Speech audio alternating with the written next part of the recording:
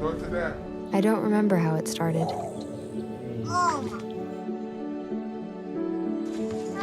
Our back and forth. Victory. Fumble. Repeat. It always came back. Dad! Okay, here we go, throw it! Yeah. You probably don't remember what you told me, That was perfect. but I heard every word. Nice.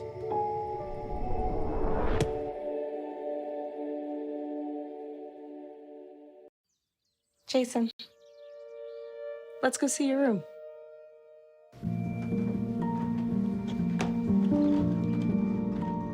What do you think? We kept it a little spare, so you can decorate it how you like.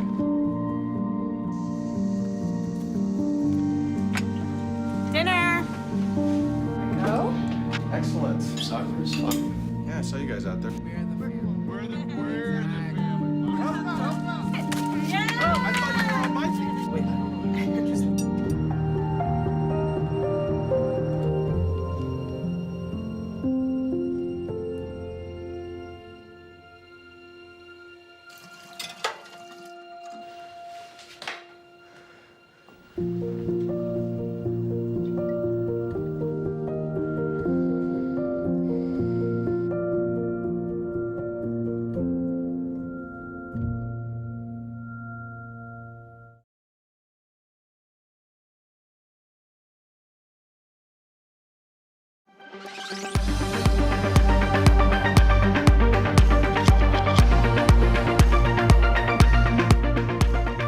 Cowboy State Daily show on a Friday, and we're waiting on our next guest to get into the Zoom room.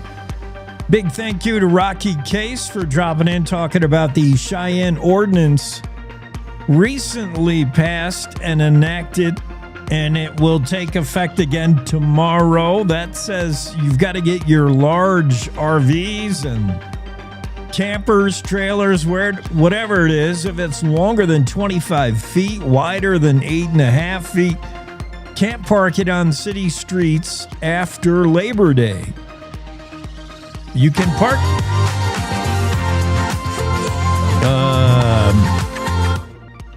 I'm not sure. And I am having some kind of day.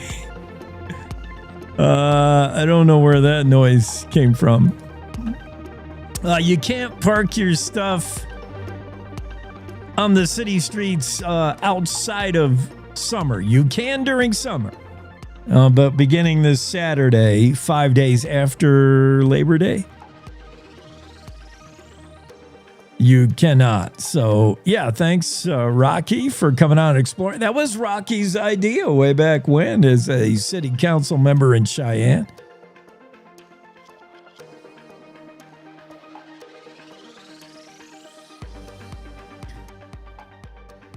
And I don't know where Nathan is. I'm checking my Zoom room. Nobody. Okay. Well, we'll hopefully get Nathan Winters here. He's president and CEO of Wyoming Family Alliance. He started that in 2019 under the name Family Policy Alliance of Wyoming.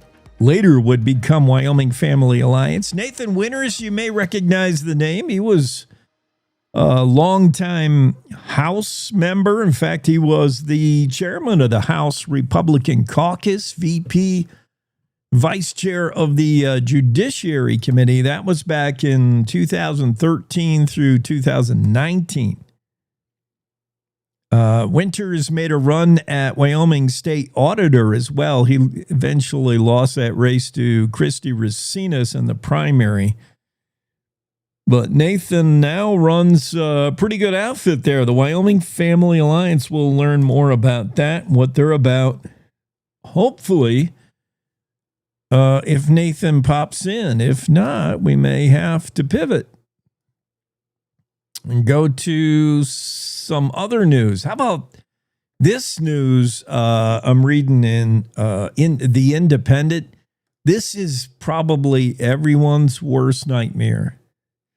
It's something you never think will have to happen to you or will happen to you, but it is nightmarish kind of stuff. The Independent reporting that a man is freed after nearly 3 decades in prison. He's cleared of murder after the actual murderer confesses. Oh, this guy's done 28 years in prison. Minnesota. False evidence. A man wrongfully imprisoned for 28 years. Brian Hooper Sr. just spoke to reporters outside Stillwater Prison, which has been his home since 1998, 1999. Wow.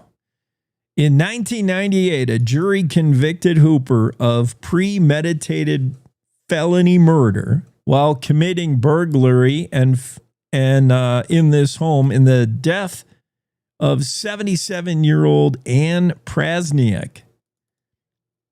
His conviction hinged largely on testimony from a woman who authorities say has since confessed of the crime. Going back to April 1998, Prasniak's body is found in a cardboard box wrapped in Christmas lights in her closet in her Minneapolis apartment. Her ankles, nose, mouth, wrist, head all bound. Her body wrapped in garbage bags, blankets, and bedding. Cause of death ruled as asphyxiation. She died approximately 2 weeks, maybe 3, maybe 4. She was dead before police found her. Hooper received 3 life sentences with the possibility of release after 30 years. He was coming up on a point where he could seek parole. And then somehow last month, the woman whose testimony largely put Cooper behind bars admitted to the crime. Of course, she's headed to prison. But that has got to be the worst nightmare of anybody, to be wrongfully imprisoned for decades and then have somebody come forward and say, "Oh, I did it." Oh, man. That's tough. This story from the other day, it was yesterday, it came out in the Cowboy State Daily. Wyoming and other states as well flagged for gender ideology in sex ed materials. And it's just another chance for the governor and the Freedom Caucus to get crossways with each other.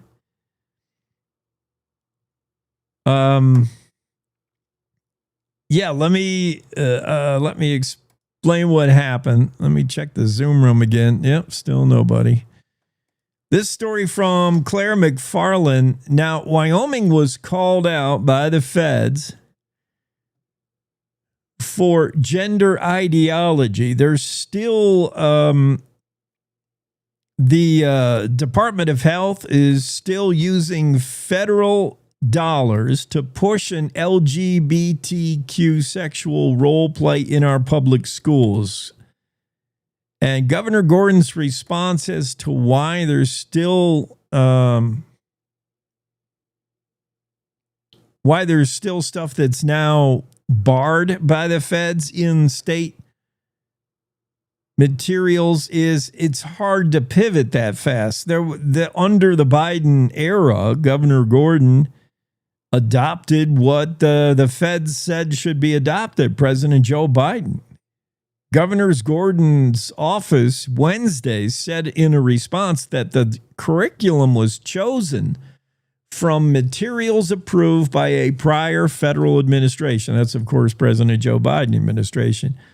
And that the state is not waging some social agenda war or but it rather is being whiplashed from the expectations of one federal administration to the next. It all came about when a letter from Andrew Gradison was issued to Wyoming, and not only Wyoming, but 45 other states that are also so-called out of compliance. Gradison is the acting Assistant Secretary of the Federal Administration for Children and Families, ACF. He sent a letter dated August 26 to Stefan Johansson, director of the Wyoming Department of Health. The letter, by the way, mistakenly calls Johansson a woman, used the prefix Ms., which is not correct. And yeah, the letter basically said you got to get certain rhetoric out of your materials. ACF flagged things like, still in the Wyoming material, saying, ask others to tell you their pronouns. This kind of stuff has been discontinued by the Trump administration, of course. Saying gender identity is unique for each person. And the sex a person was assigned with, was born with may be alterable. The weirdness of that era. And so Wyoming's out of compliance. Governor Gordon said he's just trying to keep up with whoever the current president is. And that stuff was from Biden, and the state is changing. Meanwhile, Representative Rachel Rodriguez Williams, Wyoming Freedom Caucus chair, said no. She said, first, Wyoming has no business forwarding Biden's woke gender agenda on our children. Second, the Biden admin's guidelines clearly ran afoul of statutory guidelines. She said that just shows you the governor's true colors. Meanwhile, the governor's office, through Michael Perlman, said there's no agenda here. The state was simply trying to comply with the previous administration and now has to play catch up to get with the current administration with President Trump.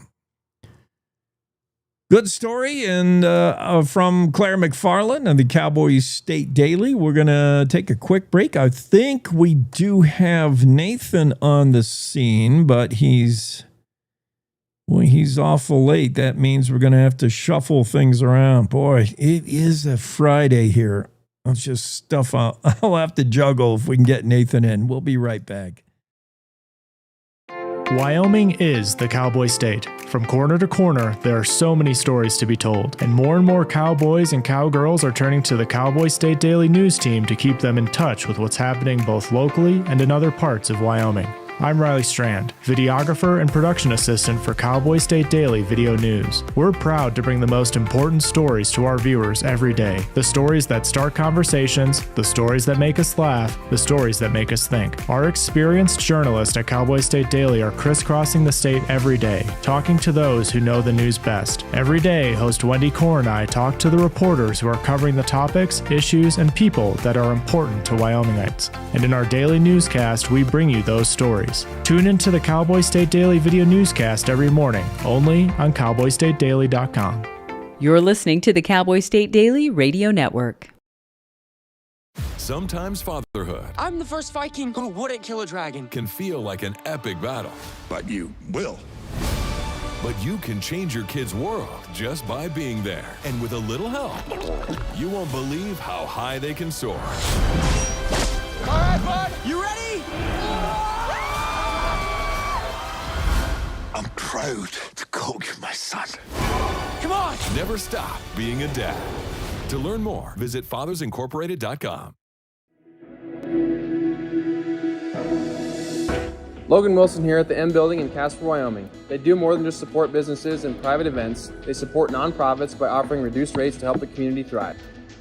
The staff here at the M Building have been incredible in helping me organize a fantastic event. They are great partners for those who want to make a positive impact on the community. Come check out the M for your next event.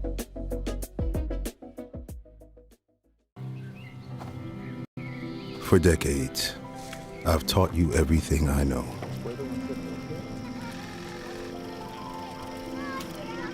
How to safely build a fire. How to control the flames.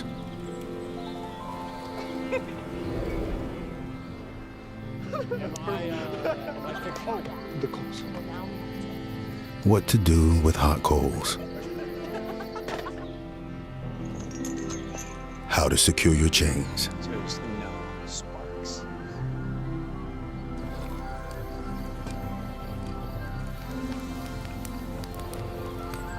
But I can only teach wildfire prevention. Only you can prevent wildfires.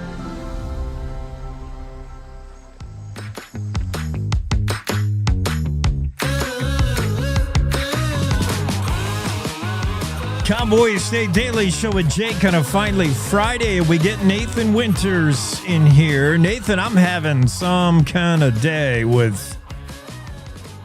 There's a ghost in the machine, I think.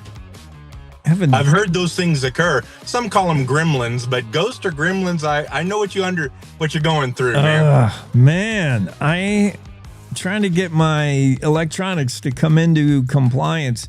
Nathan Winters, as I was explaining earlier, president and CEO of Wyoming Family Alliance. You may recognize the name from his days as a lawmaker, longtime member of the House Republican Caucus chair, vice chair of the Judiciary Committee. This goes back to 2013 through 2019. And then Nathan would eventually lose a primary run against Christy Racinas for state auditor.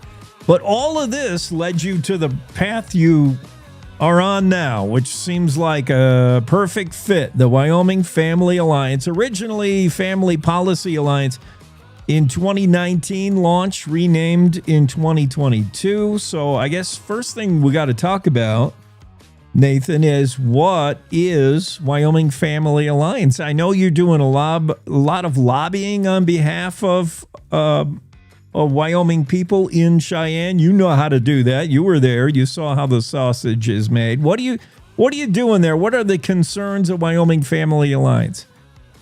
Well, I really appreciate the opportunity to explain that. It's only about 20% overall of what we do, but we are constantly either out in the public across the state of Wyoming or in the Wyoming legislature talking about how one defends life, advances liberty, and then preserves freedom for Wyoming families. And a lot of times that comes down to parental rights, fighting for education freedom. And of course, we stand up for the right to life for the unborn. And then when it comes to liberty, just making sure that the First Amendment gets a real opportunity and that it's not diminished by modern cultural norms and a push that you'll find from some who try to silence individuals who refuse to go along with a modern agenda in human sexuality or something like that. The four big concerns, reading from your website. And by the way, what is the affiliation with Focus on the Family with Jim Daly? I love that show on radio. Your affiliation, what is the relationship there? Well, years ago, Dr. James Dobson, Jim Daly's predecessor, began to see, as he was trying to help families all across the nation, sometimes the government was getting very involved in making it difficult for families to actually hold together. And so in different states, he really wanted it to be not a central-driven model, but states individually setting something up where they could defend families at the state level. And he called those family policy councils. And Wyoming really never had one until we started this up.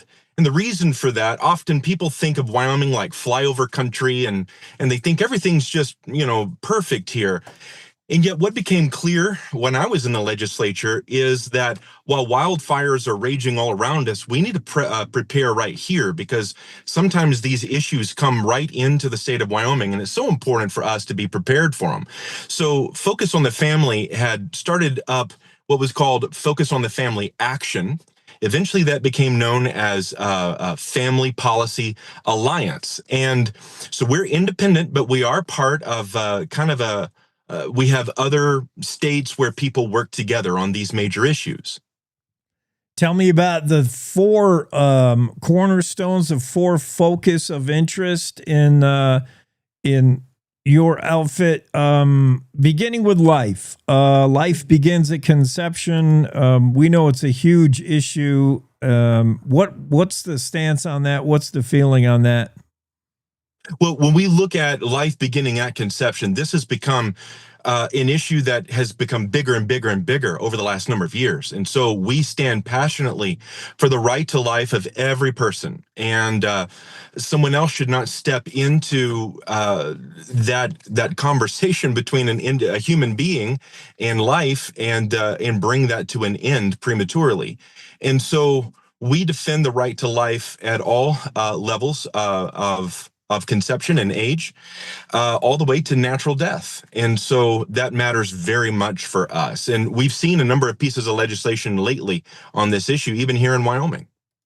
And why, you and I know, and others who are of faith understand the importance of family. I think, faith and everything, we're under attack by an enemy, and one place the enemy gets in is family. If you start tearing apart a family, that's the first step and the key to just tearing apart a nation, tearing apart everything. It begins with the family. A family is a dad and a mom and a son or a daughter, and maybe a beloved pet, or a nanny who's in the will, but it's real simple. The family is so key, so crucial to our success pursuing life, liberty, and freedom.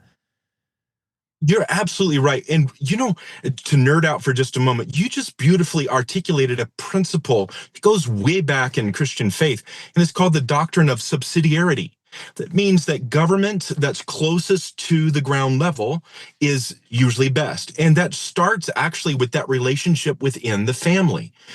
And so when families are strong, we can see this anywhere, but when families are strong, counties and cities are strong, states are strong, nations are strong, but it all starts with the family. And so anything that we can do to enhance the family enhances everything else that flows out of that through that principle of subsidiarity.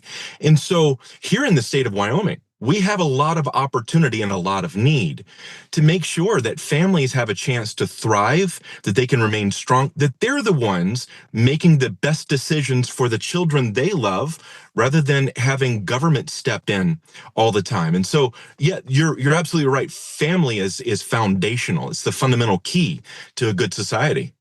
We're talking to Nathan Winters. Believe me, Nathan, if I spouted any kind of doctrine, I did it completely accidentally. It was not on purpose. You did good, man. You talked about parents having a right to, to make decisions for their kids, and that gets us into the whole education thing. That's important to Wyoming Family Alliance. Absolutely. Well, education is one of those we always, and we believe in education. What we hope to help enhance here in the state of Wyoming is a marketplace of education freedom, so that whatever fits your family the best, it could be public school, private school, a charter school. I've had the joy of helping to start one down here in Cheyenne Classical Academy. But whatever it is, we want to help homeschool.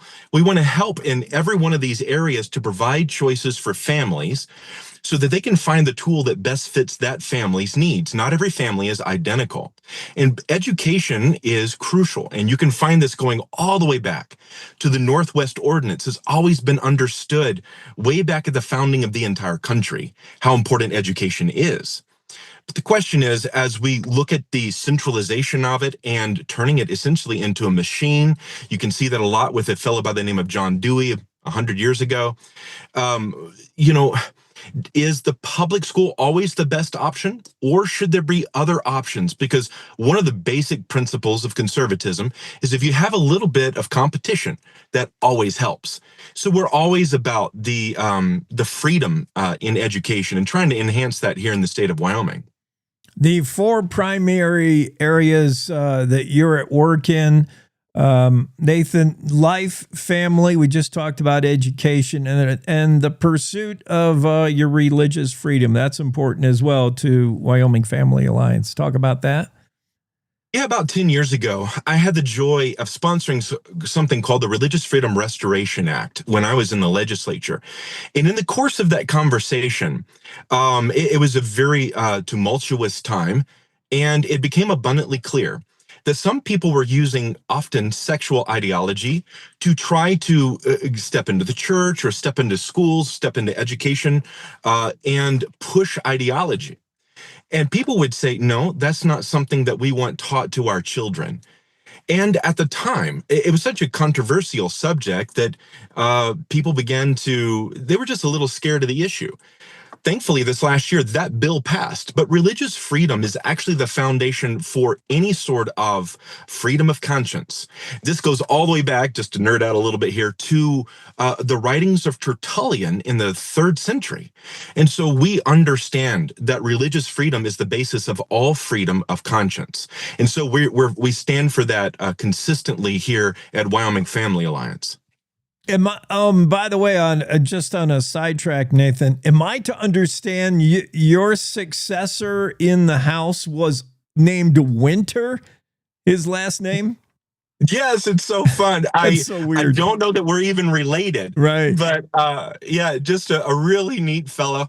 And we kind of joked he could have painted off the S on the end of my name and it could have been a smooth transition, but it's so funny. No need to even change the nameplate, barely. Yeah, it's so fun. You mentioned legislation. In March 2025, we did have legislation pass in Wyoming, and the topic of the day, boy, for the last year, it seems like we've been talking about legislating men participating in women's sports. I mean, that's one area. What's going on there? Wyoming looks like we're heading in the right direction. It started with the volleyball team, but it's an issue. We got a man joining a sorority in Laramie. So these are concerns of yours. They are, and I think you can see all across the nation.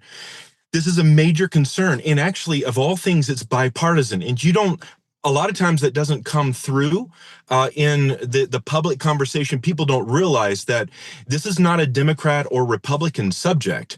This is something where just natural law, as our founding fathers would have called it, people can see it very clearly when you have a very large male winning gold medals and ladies do not have the opportunity. They've been displaced by men when they're trying to compete for scholarships and medals and everything else in college. And so I think what we're watching is a reaction in this country and also in the state, and rightly so, where people can see that, hey, there are clear biological differences between men and women, and it's always a good thing to recognize that natural law.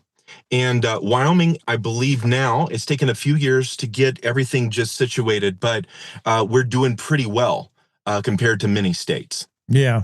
Life, liberty, and freedom. It's important to Wyoming Family Alliance. You can find them on the interwebs, wyomingfamily.org. What else you want to mention today? Well, on September the 26th, we have the joy of hosting here on Friday evening a gala with Congresswoman Harriet Hageman, and we would love for people to come to that. And then the following day, we're going to have some policy discussion, and we're inviting individuals who are very interested in these issues to come. And we have people, legislators, lawmakers from across the state, and policy experts from around the country who are going to come and talk about several of these major issues. And so if they want to do that, they can go to wyomingfamily.org, and you can learn more about that. There's a banner right at the top of the page, and they can click on it and learn more about it. Yeah, Wyoming Family Policy Summit, familypolicysummit.com, and we're talking about Friday, September 26th.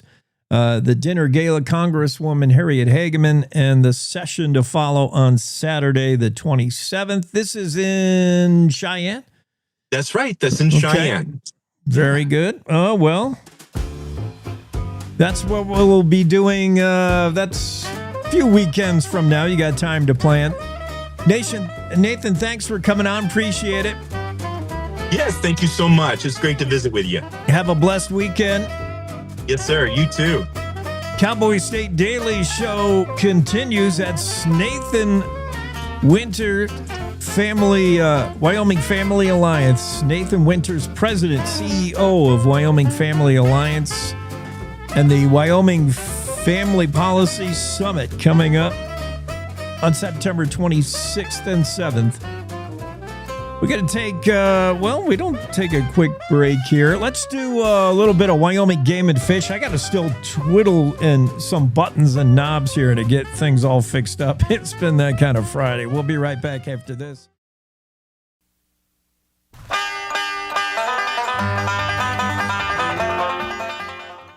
A ban on fires on game and fish lands in northwest Wyoming. What you need to know next on the Wyoming Outdoorsman. I'm Ray Hageman. The Wyoming Game and Fish Department is implementing a fire ban on all Game and Fish Commission-owned and administered lands within Sublette, Teton, and Lincoln counties, effective immediately. The fire ban applies to all 18 wildlife habitat management areas and 43 public access areas across the 3 counties. Wildfires can drastically change the landscape and take many years to recover from. They can impact wildlife, agriculture, and recreation, and can increase the spread of invasive annual grasses like cheatgrass. Many commission-owned properties are managed as winter range for big game and other wildlife. A fire on one of these properties could significantly impact winter forage for wildlife. The Game and Fish encourages everyone using public lands to be vigilant stewards and recreate responsibly. Prohibited activities during the fire ban include building, maintaining, attending, or using any fire, campfire, charcoal grill, coal or wood-burning stove. Smoking, except within an enclosed vehicle or building at a developed recreation site, or while stopped in an area at least 3 feet in diameter that is barren or cleared of all flammable materials. And lighting fireworks, of course. That's always prohibited on commission-owned lands. For information on current county fire restrictions, visit the Wyoming State Forestry website. Additionally, recreationists should consider with local U.S. Forest Service, Bureau of Land Management, or other land management agency offices to learn about fire bans on those properties, as they may differ from county restrictions.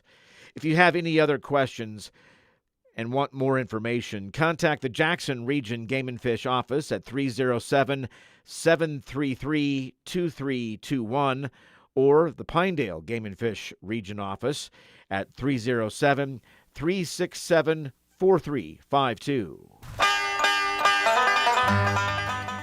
The Wyoming Outdoorsman is a program produced by the Wyoming Game and Fish Department here in Cheyenne, Wyoming. Thanks for listening. I'm Ray Hageman. Cowboy State Daily Morning Show with Jake continues. Yes, it does. Thank you, Nathan, for coming on. Nathan Winters, President, CEO, Wyoming Family Alliance. That was interesting discussion. They got that event coming up September 26th, 27th. Representative Harriet Hageman's going to be there discussing policy and all things family. And things just begin with a family. The Family Coalition is just the family unit, so important to everything. We're going to talk about Josh Allen's number getting retired November 22nd, and Don Day and I try to decide whether that's going to be under 3 feet of snow or a beautiful day. You never know on November 22nd what the heck it's going to be doing in Laramie. We'll find out. But rightfully so. Nobody will wear the 17 in brown and gold anymore because nobody rocked it like Josh Allen. He made that surprise announcement on a podcast that wasn't this one. I know. Hard to believe. President Trump's offshore wind crackdown has some in Wyoming worried. 20% of our energy is generated through wind, which is suddenly in Washington, D.C. become public enemy number one. We'll discuss these things and so much more coming up after the top of the hour news break. It's time to take a look at what's happening around Wyoming. From the Cowboy State Daily newsroom, I'm Wendy Kaur. The vehicular homicide trial for Haitian truck driver accused of killing a Wyoming EMT while driving on a New York commercial driver's license started Thursday in Green River. Prosecutors accused Saviol St. Jean of recklessly plowing a commercial truck into two emergency medical personnel who were responding to a crash on I-80 3 years ago, killing one and severely injuring the other. Cowboy State Daily's Claire McFarland was in court for day one of the trial. The defense is really positing this idea that this was just a chaotic scene, whereas the prosecutor is emphasizing, like, here's how well other truckers reacted, here's how well other drivers reacted. The trial is ongoing Friday and into next week. A drilling rig in Sweetwater County punched through nearly 3.5 miles of Wyoming rock, reaching a total vertical depth of nearly 18,500 feet to complete what's now the deepest Class 6 carbon storage well ever drilled in the U.S. The Sweetwater Carbon Storage Hub, a collaboration between the University of Wyoming School of Energy Resources and Frontier Infrastructure Holdings, successfully completed drilling operations for its second deep characterization well last week. Cowboy State Daily's David Madison explains why this matters. Carbon capture has been a priority of the University of Wyoming and industry in Wyoming to get CO2 out of the atmosphere so it can't contribute to climate change and to reduce the carbon footprint of private industry. Now, why go so deep? Well, because it's proven that gases and liquids can be trapped there for millions and millions of years. And so we take them out when we pull oil and other resources out of the ground. Well, now through this well, we'll be putting CO2 back down there. The partners described the accomplishment as a key milestone in advancing commercial-scale carbon sequestration in Wyoming. The first operational Minuteman III silo has been taken offline to make way for a $141 billion upgrade to Sentinel missiles, a huge milestone for the nation's nuclear modernization project. The decommissioned silo, located at F.E. Warren Air Force Base in Cheyenne, is a key step in the Air Force's plan to modernize the land-based portion of America's nuclear arsenal. Cowboy State Daily's Renee Jean reports that all M3 missiles will be replaced with a modernized LGM-35A Sentinel, which is being led by prime contractor Northrop Grumman. Decommissioning this silo, that's an opportunity for them to figure out, hey, are there parts of this that we can keep and reuse? What's the best way to do this? What's the best way to build the new one and get the new missile in place? The military will continue to meet all ICBM alert requirements for U.S. Strategic Command and the President throughout construction of the Sentinel program. I'll be back with more news right after this. Wyoming families face big challenges and big opportunities. That's why Wyoming Family Alliance is hosting the 4th annual Wyoming Family Policy Summit on September 26th and 27th in Cheyenne. The summit opens Friday night with a gala featuring Congresswoman Harriet Hagman. On Saturday, state and national policy leaders will address pressing family issues such as parental rights, DEI in schools, and more. Reserve your seat today at wyomingfamily.org. That's wyomingfamily.org. Former University of Wyoming Cowboys quarterback Josh Allen, the current NFL MVP, led Wyoming to 2 consecutive 8-win seasons, a Mountain West Championship game appearance in 2016, and 2 bowl games. On November 22nd, Allen will return to War Memorial Stadium for the first time since his 2018 Pro Day to watch his number 17 jersey officially be retired at halftime of Wyoming's game against Nevada. Cowboy State Daily's David Madison reports that the ceremony will mark the first official jersey retirement in Cowboys football history. I spoke to a few close watchers. They recalled some of the great moments, the time that Josh Allen threw what appeared to be a pick six, that he had lit his team down. Well, most quarterbacks would have given up, but Josh Allen actually ran this defender down, hit him so hard that he fumbled the ball into the end zone, thereby creating a touchback and getting the ball back for the Cowboys. So it's moments like that that folks are reminiscing about right now. Over his college career, Allen accounted for 5,833 yards of total offense and 57 touchdowns. He was drafted 7th overall by the Buffalo Bills in 2018, Wyoming's highest ever draft pick, and won the 2024 NFL MVP award. And that's today's news. Get your free digital subscription to Wyoming's only statewide newspaper by clicking on the daily newsletter button at cowboystatedaily.com. I'm Wendy Core for Cowboy State Daily.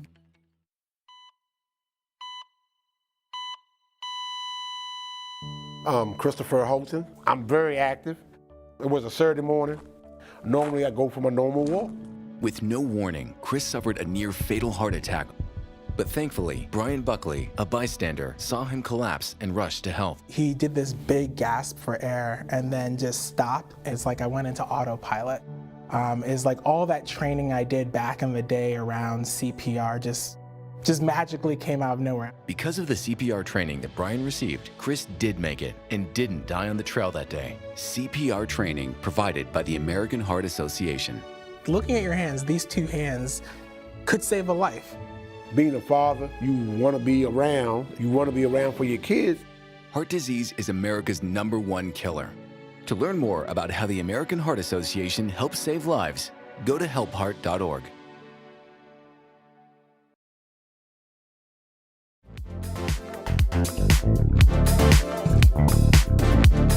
Cowboy State Daily show with Jake. I'm small again.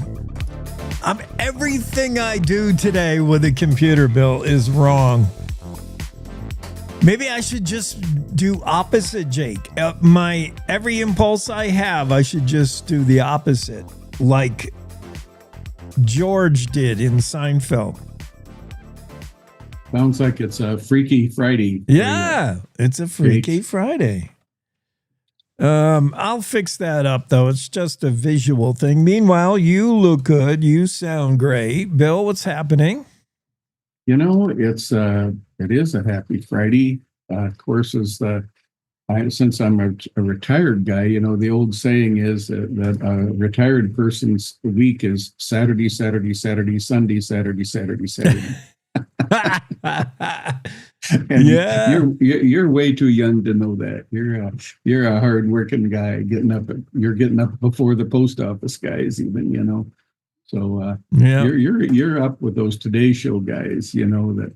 Does somebody get a limousine and pick you up every morning like they do on the Today Show? If only I was the podcast that Josh Allen announced that his number was being retired on. He did it on some unknown weird podcast. Yeah, if only I was that level where I got the limo ride to work. But the good news is my ride to work is walking from the bedroom. Studio is right here.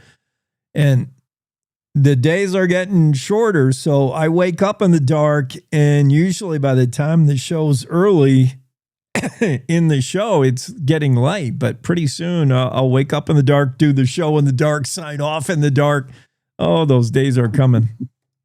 You know, fall is my favorite time of year. Yeah. But the only thing I don't like about them is I love the early mornings, and the early mornings are pretty doggone dark. And as Don Day said, I think it was 36 degrees in Newcastle this morning. Yeah. I do love that. I think that's it's almost a feeling of being alive when it's that chilly in the morning.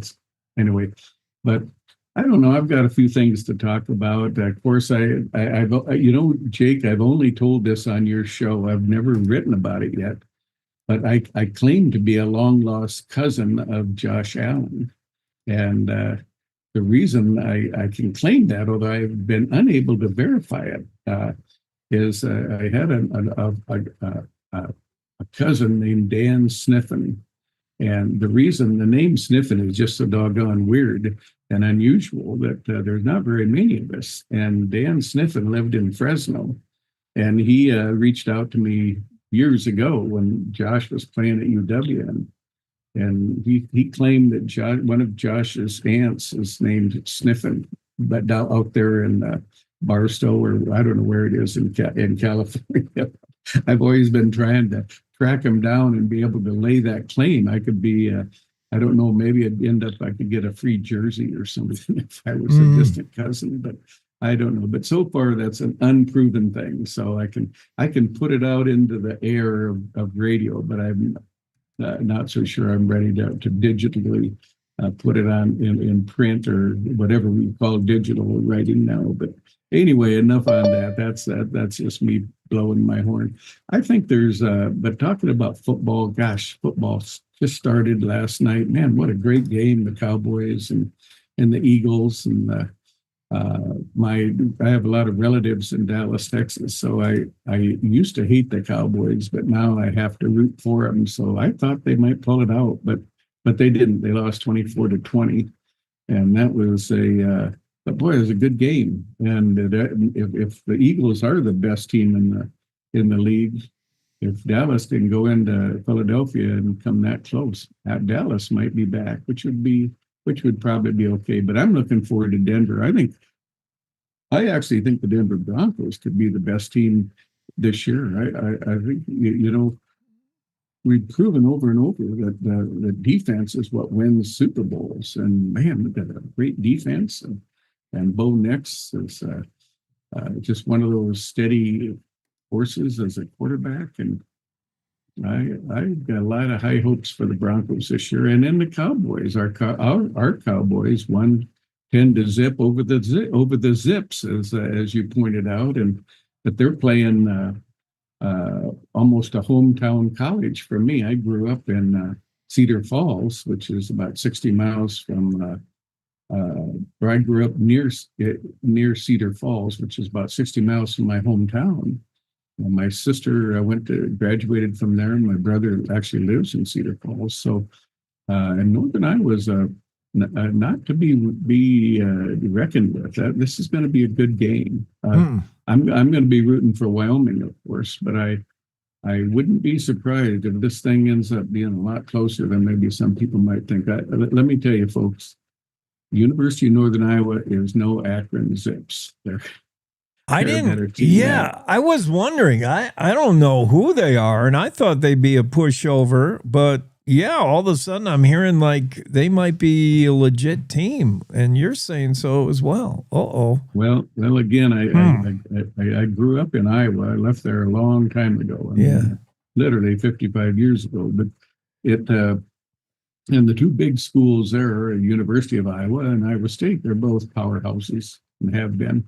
But there's this third-tier school. It's a little bit like Greeley is down in Colorado, except that it's a teacher's college. But they all of a sudden they started to they would play the other teams, and all of a sudden they would beat them or come close to beating them. So anyway, we'll see what happens. I'm certainly rooting for our Cowboys and looking forward to a good game. It's going to be fun. That's Panthers Pokes. It's the home opener for the Cowboys. That's tomorrow at 2:00 kickoff. We'll be excited for that. Great weather, looks like.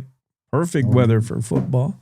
Perfect. I won't be there, but I do love to cover the games once in a while. We don't have a big sports department at Cowboy State Daily, but every year one of my obligations is I would cover a football game. But what I did is I'm an old time community newspaper guy.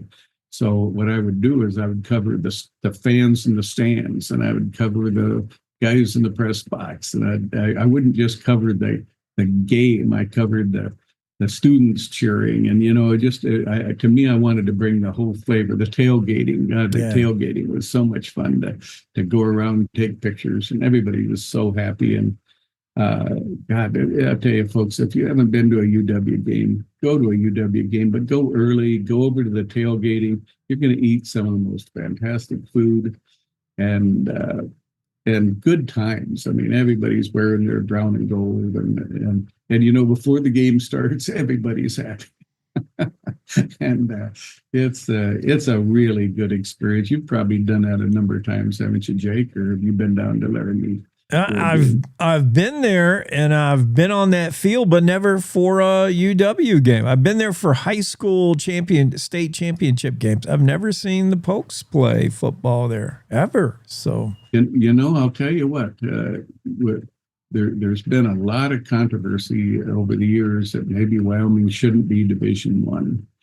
And we should be like Montana and Montana State and South Dakota State, and they're all that next level down. Yeah. But being Division One is a whole different ballgame. And I was at UW. The first time they had that really weird camera setup that's suspended by cables across the top of the field.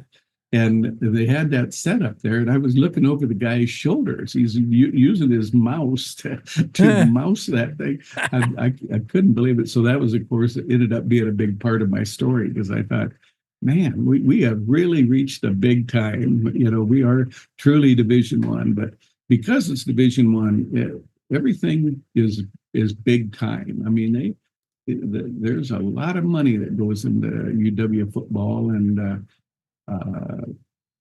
if you're a resident of Wyoming, that's your money. So go down there and enjoy it. It's a lot of fun.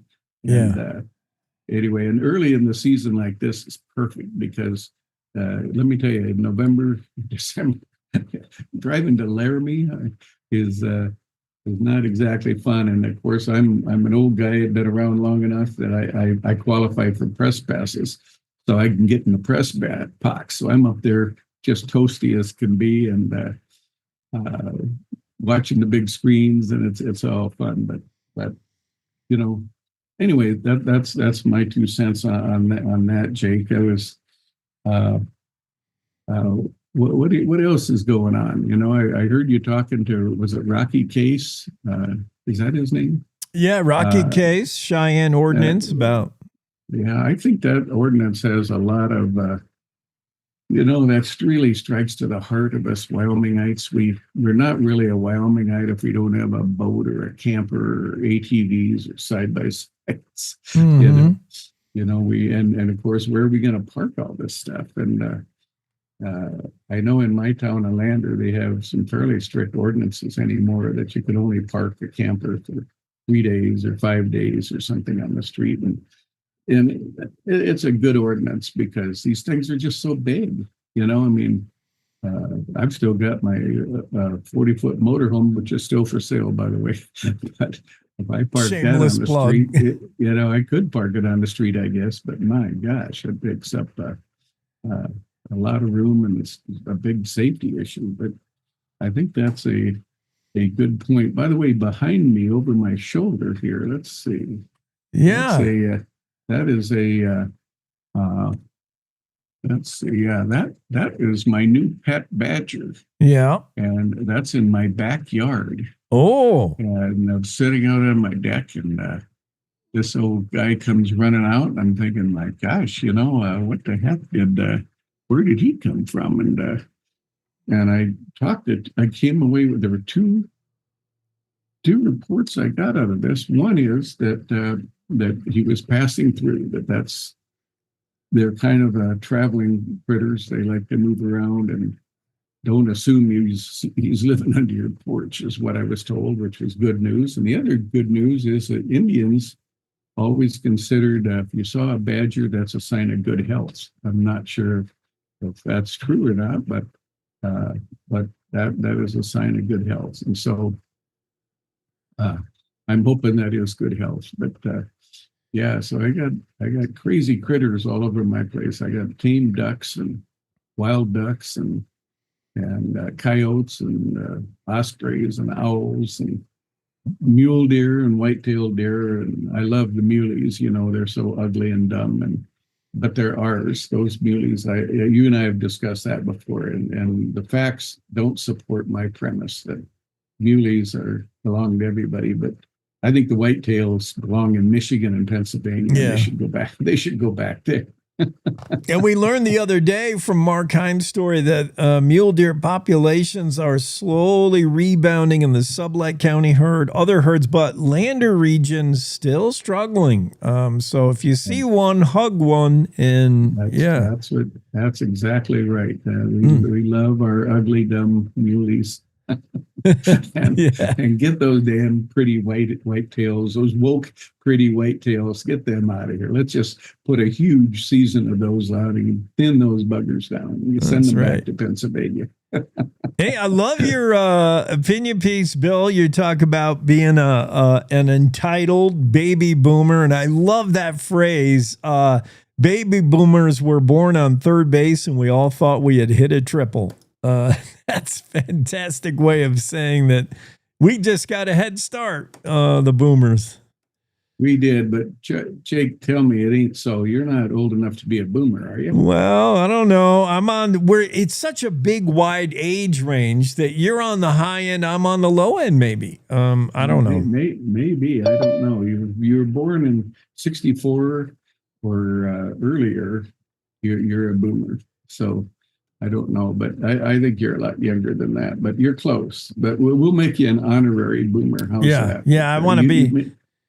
With that gray beard of yours, you're kind of an old soul. So maybe we can make you. But yeah, I love that column, and I claim that I'm the oldest boomer. My dad conceived me in June of 45, and then I was born prematurely in March of 46. So I don't know how you can, if you're a post-war, the war just ended. My dad came home, boom. My mom was waiting for him, and here I come. So I've always claimed I even own the site firstboomer.com. And really, I always thought as a retirement gig I should actually form an organization called First Boomers, but I haven't done that yet. But it's but yeah, I always said, we had it so well for so long, and so I came up with this idea that we were born on third base, but thought we hit a triple, and it's and we did. We had everything was fine until the mid '60s, and the Vietnam War came along, and oh boy, and 58,000 of my contemporaries were killed in Vietnam. I mean, that's a serious number. And it was a serious damn time. I know that my wife and I got married at a very young age, and we were in love. We've been married 59 years, so we're doing okay. But we got married because by being married, it was a deferment. I wouldn't be drafted. Yeah. So I mean, and it was interesting that I get a lot of letters on my columns, and I got a letter from a guy. I should mention his name, but I'm not going to. But he's a disabled Marine from Vietnam, and man, he took issue with me, and he was not happy with me because I was a draft dodger, and and I wrote him. I was going to write him back, and I decided no, I'm not gonna.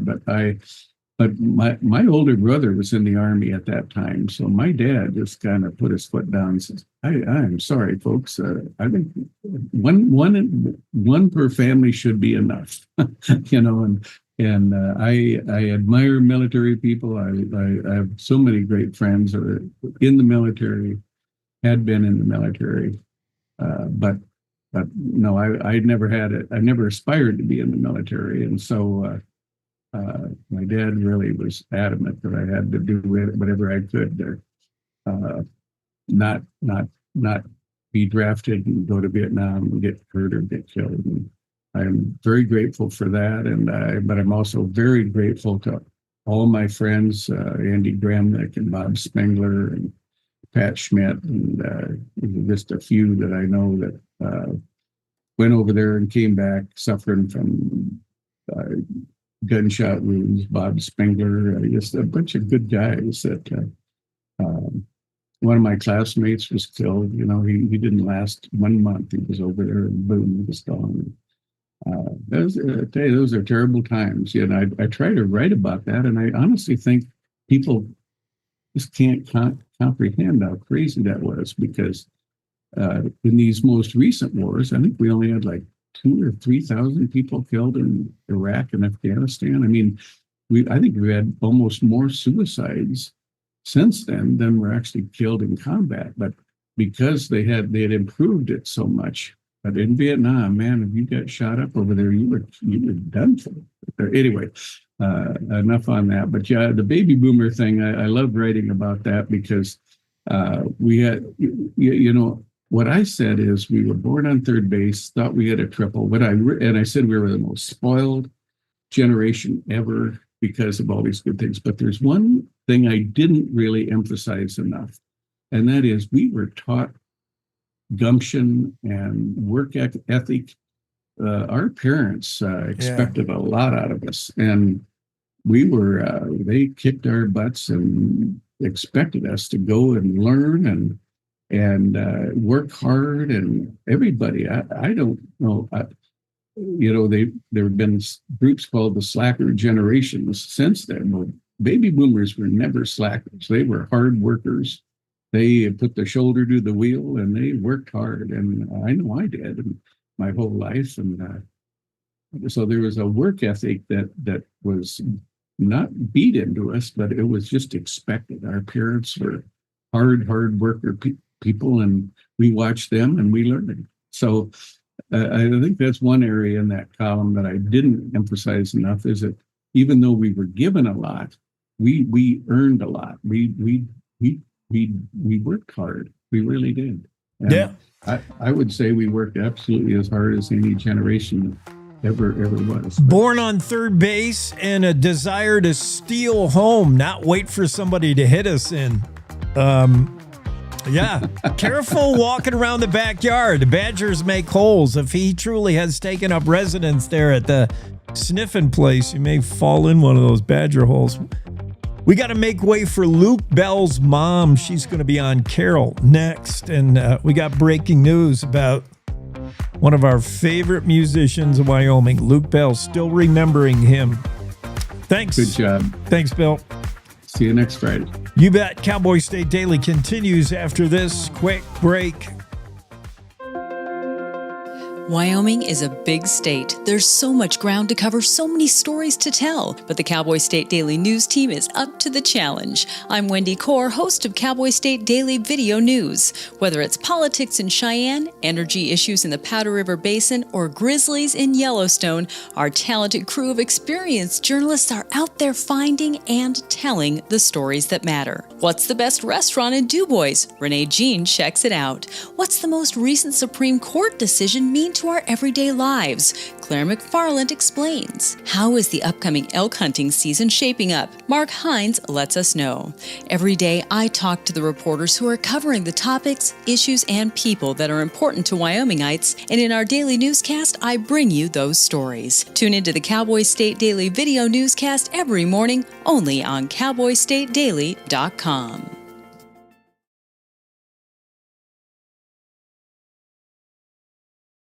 This is the Cowboy State Daily Radio Network. Mom, I got it. What are you doing in there? I got stuck. Oh. Are you a dog? I wouldn't do that.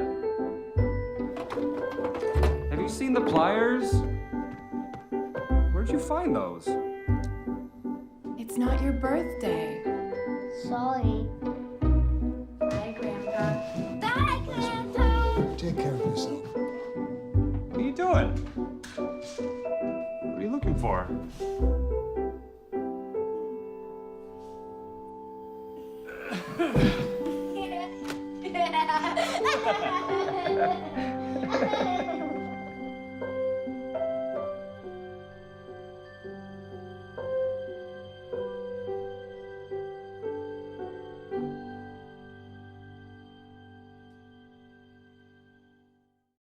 I don't think many kids in my son's school even do it.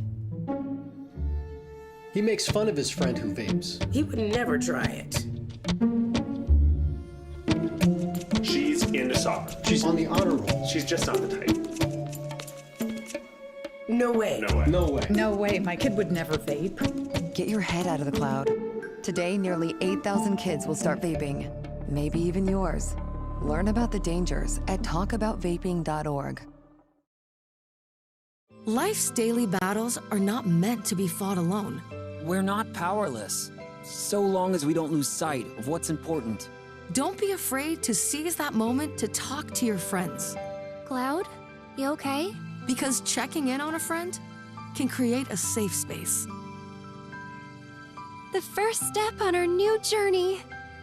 You coming? Reach out to a friend about their mental health. Seize the awkward. It's totally worth it.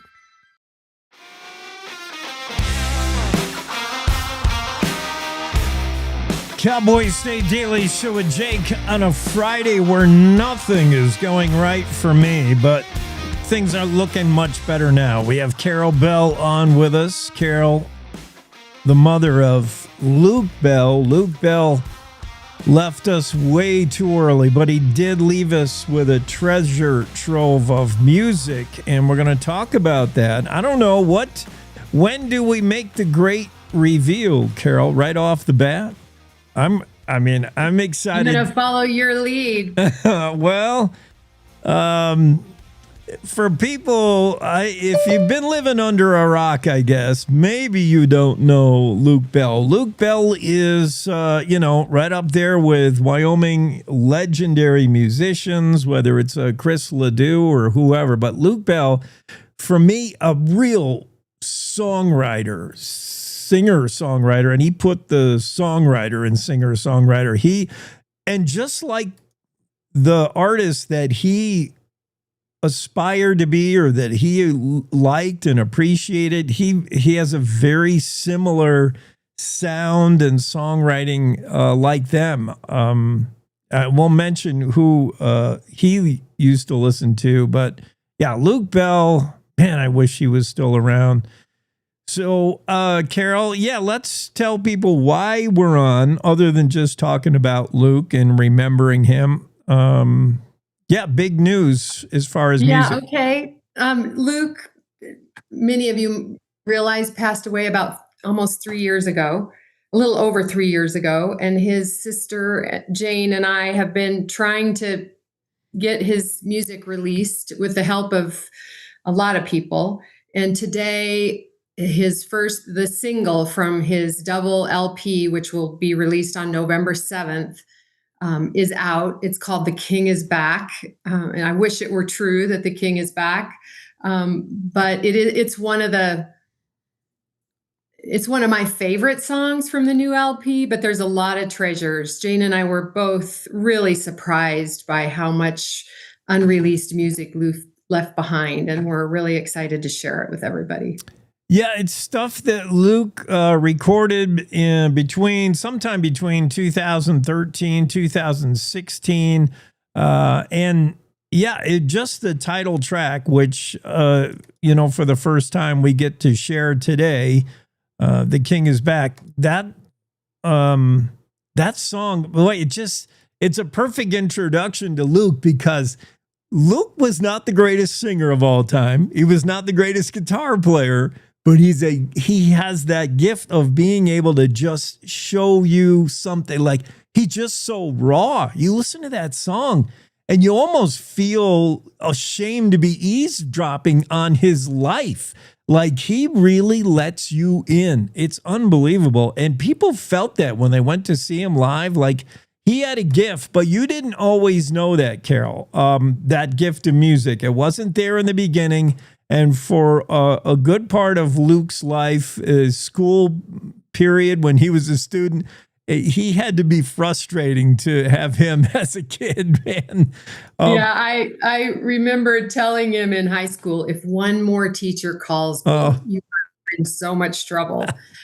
And the first time my husband and I went to hear Luke play at an open mic night at the Beta, a coffee shop in Cody, his sister had kind of talked him into it. And I remember my husband and I kind of shaking our heads as we walked out to the car and saying to each other, he should not sing. He should just let his sister sing. Right. But also he was a kid who, once he decided that music was his thing, his calling, he practiced all the time. That was also exhausting because he was sitting in the middle of the living room. He had such a single-minded focus, and he was learning to play the harmonica, or he was practicing yodeling, or he was a really hardworking musician. And so he got better. The things that made him so great were also exhausting to be around. I think his mind, his character was a gift and a curse. Right. And like you write in the liner notes, Luke Bell could not be convinced to do something he didn't want to do. And if that was math in school, he'd be like, I see no use for this. But if it was something he was into, and that was even, breaking a colt, riding fence on the ranch, or doing, chores like that, if he was into it, he was way into it. Yeah. The first time I had a positive teacher's, what do you call those? I'm just drawing a blank. Like a positive response, or his like teacher said, he got an A. He was like in the 7th grade, and his teacher said, he is such a delight to have in the classroom. He's kind to everyone. He's curious. And, I know his grades aren't that right, but this kid's going to be fine. When he figures out what he wants to do, he's going to be fine. And I just sat in the teacher's conference and cried because usually I just heard about how he talked too much and he interrupted and he was disruptive when he wasn't interested. And it was such a relief to have somebody say, this kid's going to be fine. Yeah. But Luke wouldn't be fine. We'll talk about what he achieved musically just because the way he was wired, but the way he was wired, especially with the death of Dad, it really started to unravel for Luke. Like when you probably saw things when he was a kid, like he's not a regular kid. He doesn't fit in. He doesn't try to fit in. He just shines in a different way. And that's, for a mom, I guess that's like, well, that's my Luke. But then, boy, you could really see when he got in his 20s. What did you see? I mean, he was legit bipolar, right? Right. And with psychosis. So, one of the reasons sharing Luke's story has been a passion of mine is that we missed so many cues just because we didn't know anything about psychosis or severe mental illness. And so, one of the first things we started noticing was anger at us, kind of bordering on paranoia, but not obviously paranoia, but definitely after his dad died, he sort of acted like his sisters and I were ganging up on him and we didn't know what it was like to be him. And then, not too long, his manager really wanted him to release this song, The King is Back. And he said something on a hike one day about worrying that if he released this song, people would think he was Jesus and try to kill him.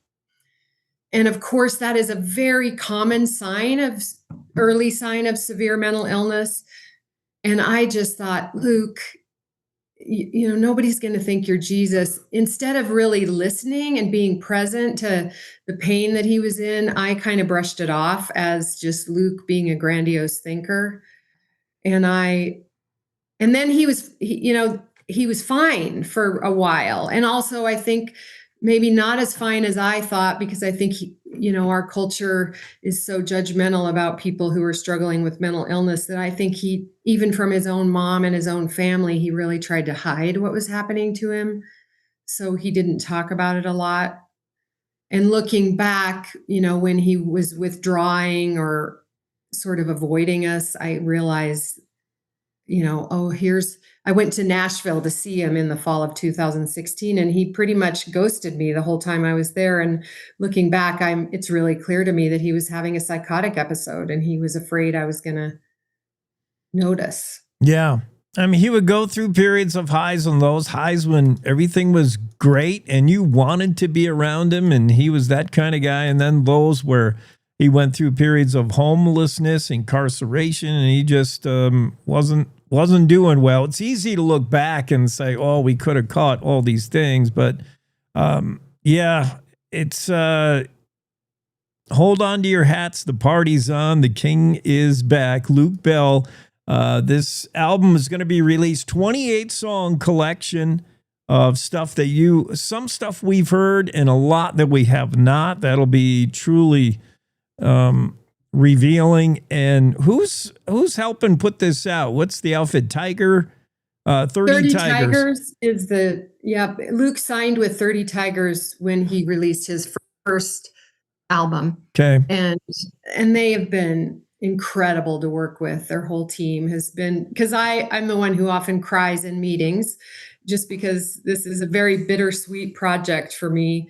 And they've been wonderful. And I've also had the support of Brian and Tiffany Buchanan. Brian was Luke's manager, and has kind of helped keep his music out there since Luke's death and during Luke's illness.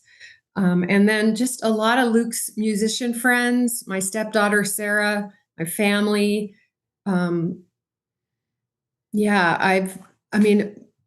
Clearly Jane and I don't know a lot about the music business. And so we've relied on a lot of people to talk us through how to do this. And we will continue to rely on others as we, promote the project and keep this all going. It's got to be kind of a two-pronged reaction hearing this music, because Luke was so good at just writing down personal stuff, that his life and in lyrics, and putting it to music. And when you hear a Luke Bell song, it's all Luke. He wrote by himself. He didn't have co-writers. Like, it is such a glimpse into his life. For you hearing this music, Carol, it's got to be like having him right back there again, both the good and bad. It's so true. And when Mike Venata from Western AF, Mike Venata helped us create the video for The King is Back. He did create it. Yeah.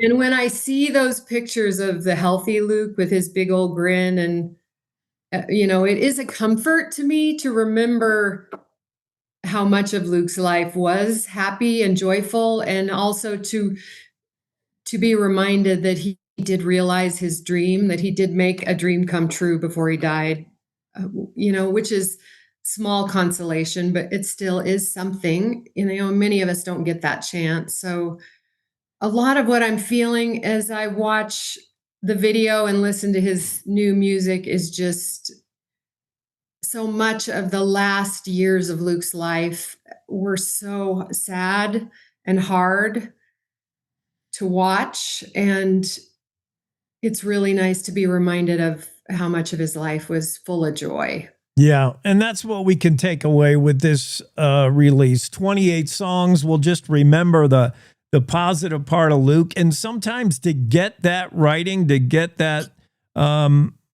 music, and we'll have another guest on later in the show here in a little bit, Jess O'Neal, who sometimes you've got to go through the fire to write that way, to be, if you're not challenged in life with some obstacles, then you just can't write in the way that Luke did, write and sing and share that music. 28 songs to remember him by, proceeds going toward, helping the next Luke Bell, helping the next Luke Bell's mom. Tell me about what you're doing with the Luke Bell Memorial. So all the proceeds from, when you're streaming Luke's music, all of his royalties go to a nonprofit that his sister and I started called the Luke Bell Memorial Affordable Counseling Program. And it is just what it sounds like. People who make $65,000 a year or less, and whose insurance doesn't cover therapy, can apply for support. They agree to make a co-payment of their own choosing between $25 and $65. And then the memorial pays the therapist of their choosing the rest of their therapy fee. Last month, I think we paid for about 60 therapy sessions in the Bighorn Basin. Your therapist has to reside in the Bighorn Basin, and you, the client, also have to reside in the Bighorn Basin. But we're supporting young and old people from all over the Bighorn Basin. Well, we announced it today. It's breaking news today that 30 Tigers is going to release The King is Back. It's a 28-song album, double album of the music of Luke Bell, with his led by the single, which we can now play. That's so good. The King is Back, the single. What a way to remember Luke Bell, taken from us way too early at the age of 32. This guy was on a track to be like big in country music. Carol, thank you for walking down memory lane with us and sharing the news. I'm excited to hear every song on this. Thanks so much for having me. Thanks for spreading. I'm sure you've all You have a great day. You too. Thank you. I bet you've all been wondering where I'm at. I heard things It's a little bit of Luke Bell right there. The party's on, the king is back. That guy, man. He's so good, so talented. Slumming in the hard parts of the city. I've been gnawing on the bones to find some fat. I've been poor and I've been angry, I can guarantee you that. I mean, just raw. Whenever I listen to Luke Bell, that's what comes to mind. He's just so raw, so real, so authentic. 28 songs will be released. You can stream that, buy that, do it all. November 7th, 30 Tigers release of Luke Bell, and you heard it right here first on the Cowboy State Daily Show. But Jake, take a break. We'll get Piper in here. We're going to be cooking Wyoming with Piper Fenimore right after this.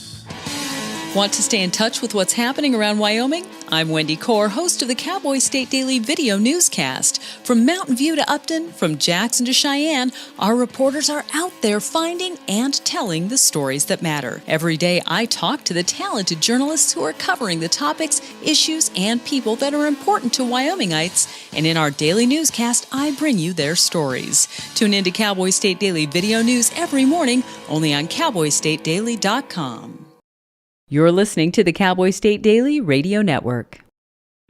Who can you turn to for news you can trust? Your local TV and radio broadcasters. You trust us to keep you safe during times of crisis and to deliver the weather, sports, and entertainment you rely on every day. We bring you the facts you need to make decisions that matter. And as misinformation floods social media, you can trust your local stations to deliver the truth. Text TV to 52886 and tell Congress you rely on your local stations for trusted news. You handle the healthcare, we'll handle the marketing. In need of a spark for marketing your medical practice? Loom Studio provides creative and strategic healthcare marketing that illuminates the path to bigger and better experiences for your business and your patients. We specialize in branding and design, social media, website design, SEO and SEM, not to mention content creation, public and media relations, and marketing metrics to ensure you're getting results. If you're looking to increase your patient engagement and retention, enhance your community impact, and streamline your marketing efforts, our team is ready to help you achieve your goals. Contact us today and learn more at loomstudio.com. We come from a long line of farmers, and there's a sense of pride, but there's also a significant amount of pressure. Farmers have to take care of their physical and their mental health, because what's a farm without a farmer? Watching the sun come up, that's my time. I can have a cup of coffee, and every day is a new opportunity. That's cool. Your hand's gotten so Yay! Don't forget to check in on yourself. Love your mind.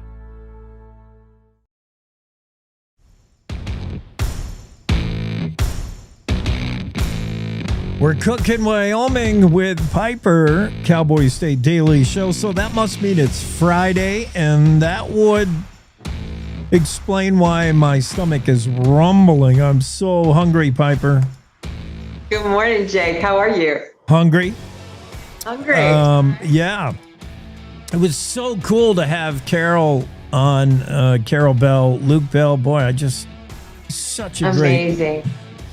That was really cool. So we're doing, it's a corn kind of a day, I guess. A corn. Yeah. As they say in the farming industry here, corn is coming on. It is the season. So this is fresh corn. Look at this, right out of the field this morning. Ooh. Pretty amazing.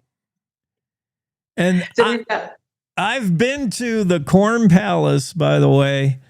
The Corn Palace? What's the Corn Palace? The Corn Palace it's in Nebraska, right? In the heartland where they know a thing or two about corn. Just a little, right? Yeah, the Corn Palace is in, South Dakota, Mitchell, South Dakota. So Nebraska, Dakotas, Iowa, like, John Deere country where they do corn. Yeah. There you go.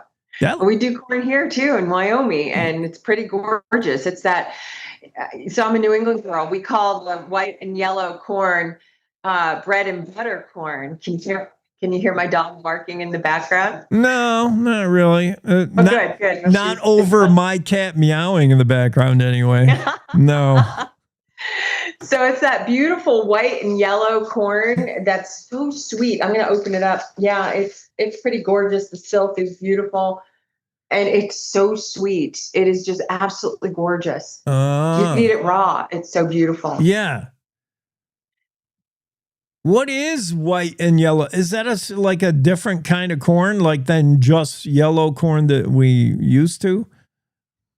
Well, it's a variety. I don't know the name of this variety. They do have, just the solid yellow, which is standard, but the yellow and the white corn tends to be a little more sweet. And it's just wonderful for making everything. Eating just plain, you could grill it in, soak the corn husks in water and grill it, and then, make some kind of a regular butter or compound butter with lime and a little bit of chili in it, and make it kind of Southwestern. You can barbecue it. Oh, it's gorgeous. You can do all sorts of things with it this summer. You can do a lot of things with corn, apparently, because in your notes, you say you're going to make a pie with it, maybe do some corn chowder and make ice cream with it. Come on.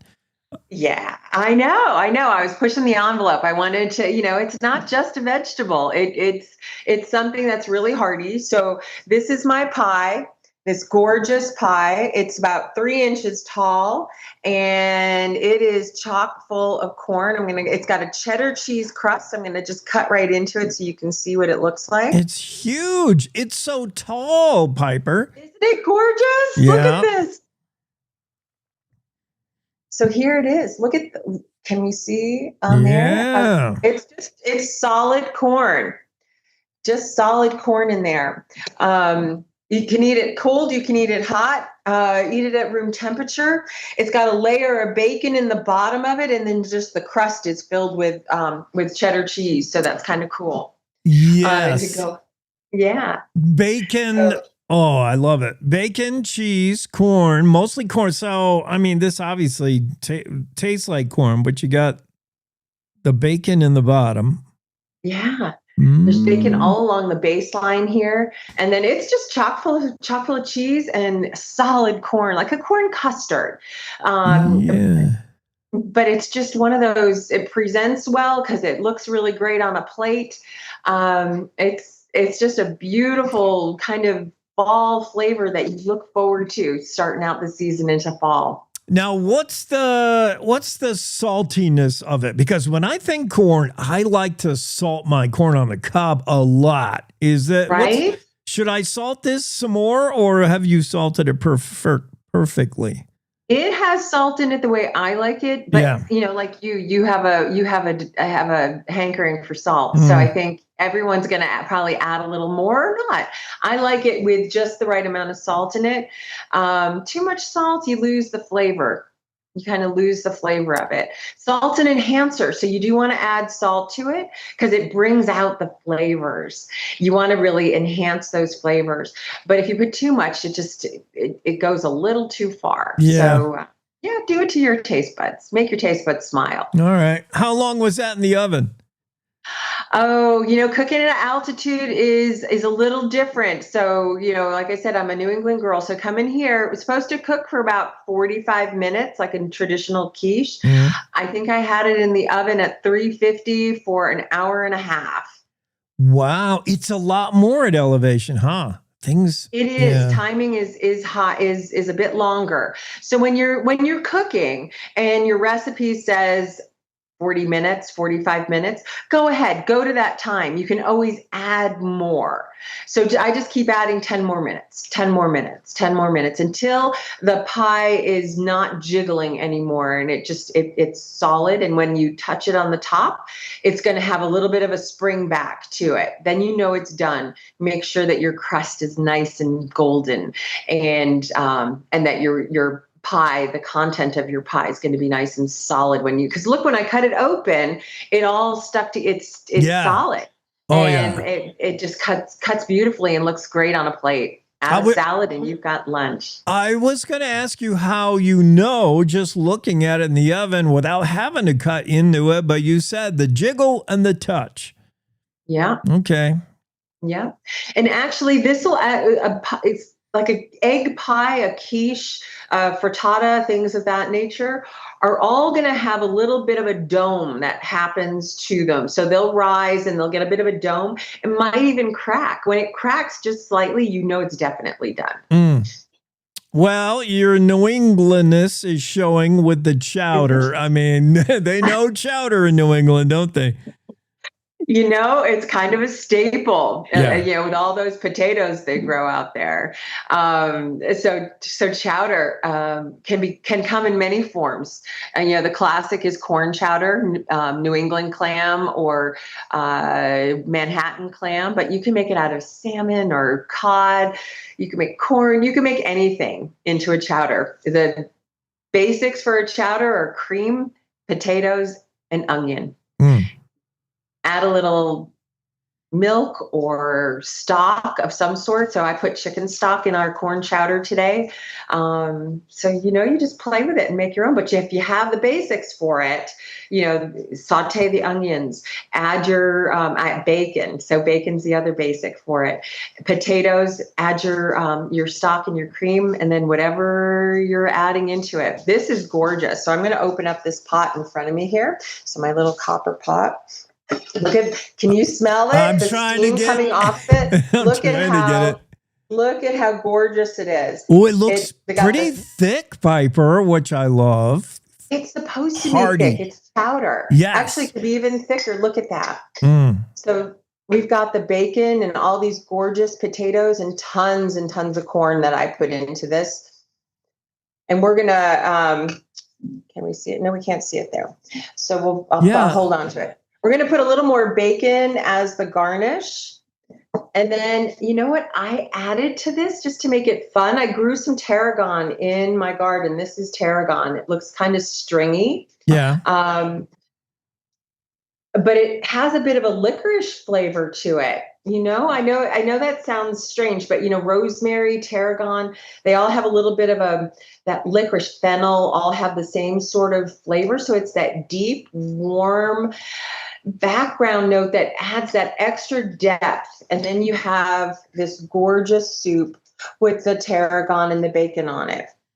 Nice and thick and hearty, great for these cool as these cool mornings come on, we're going to start seeing more cool days, and we're going to just be enjoying these thick, hearty soups that bring us through the day. Yeah, and that tarragon accent, just something as small as that really puts a signature on a dish that's been done a zillion times. I love that, Piper. That's a great idea. You don't need your cornbread accompaniment. You have already the pie, so that's perfect combo. And I'm ready for dessert after I eat all this. Well, it's too fun. So I went a little crazy. So corn, everything. I made homemade corn ice cream cones that I edged with white chocolate. Can you see that? Yeah. It's got white chocolate. It looks so beautiful. The corn ice cream is this look at it. It's gorgeous pale yellow. So I'm going to just scoop it into our little ice cream cones. And, just to offset it a little bit with some color and some flavor, I have these gorgeous blackberries. You could use huckle. That's a little big. These are tiny little cones. Blackberries are enormous. So we're going to put that in, add another ice cream scoop. So the cone corn based and the ice cream corn. Mm. You got it. What do you think? I think that's a perfect way to top off this lunch. Yes. Wow. Maybe it looks better right there. So it's just beautiful. The texture is kind of creamy. I just poached the corn in milk. added sugar and honey. I like to use honey, and a lot of people use corn syrup in their ice cream to add to the creaminess, the viscosity of it, the mouthfeel of the ice cream. Honey is another. Corn syrup is called an inverted sugar. So another inverted sugar that's a little more natural, a lot more natural, is honey. So I use some local honey instead. I know it's all corn. We're doing a corn theme, but I kind of like honey better than corn syrup.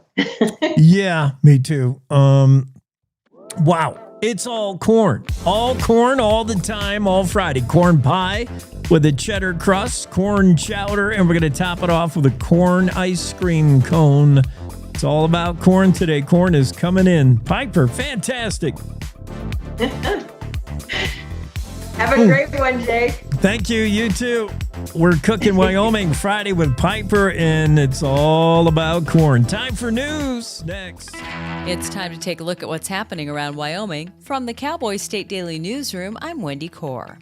As football season kicked off on Thursday, fueling the biggest sports gambling season in the nation, the state of Wyoming has a stake in how successful at least one major gambling company fares. The state treasurer's office confirmed that the state of Wyoming owns a little less than $111,000 worth of shares in sports gambling company DraftKings as of Wednesday.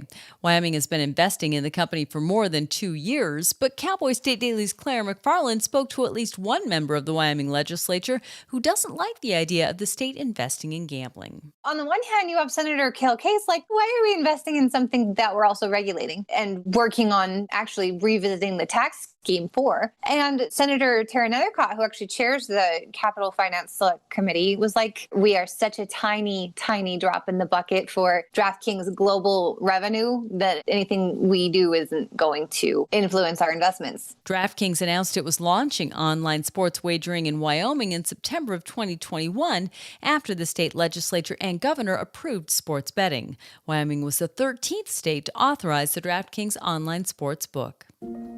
Steep, rugged terrain is slowing down progress for the more than 500 personnel fighting the nearly 16,000-acre Dollar Lake fire about 40 miles north of Pinedale. The fire continues to move, however. Cowboy State Daily's Greg Johnson reports that the blaze is burning southeast along the western edge of the Green River Lakes and within sight of Squaretop Mountain. The Dollar Lake is only about 31% contained. That doesn't mean that they don't have fire lines around it, that they don't have control over some places, but it is still moving, and it's moving southeast along the western banks of the Green River Lakes, and it's within sight now of Squaretop Mountain. They had some rain last week, and that's helped, but it also saturates, gets things wet, gets it muddy, and makes it so they can't take trucks into places where they normally could. The firefighters say it's very steep, very rugged, and even hotshot crews are saying we can't get in there. More containment is expected to be announced in the next couple of days, but so far, no structures have been lost.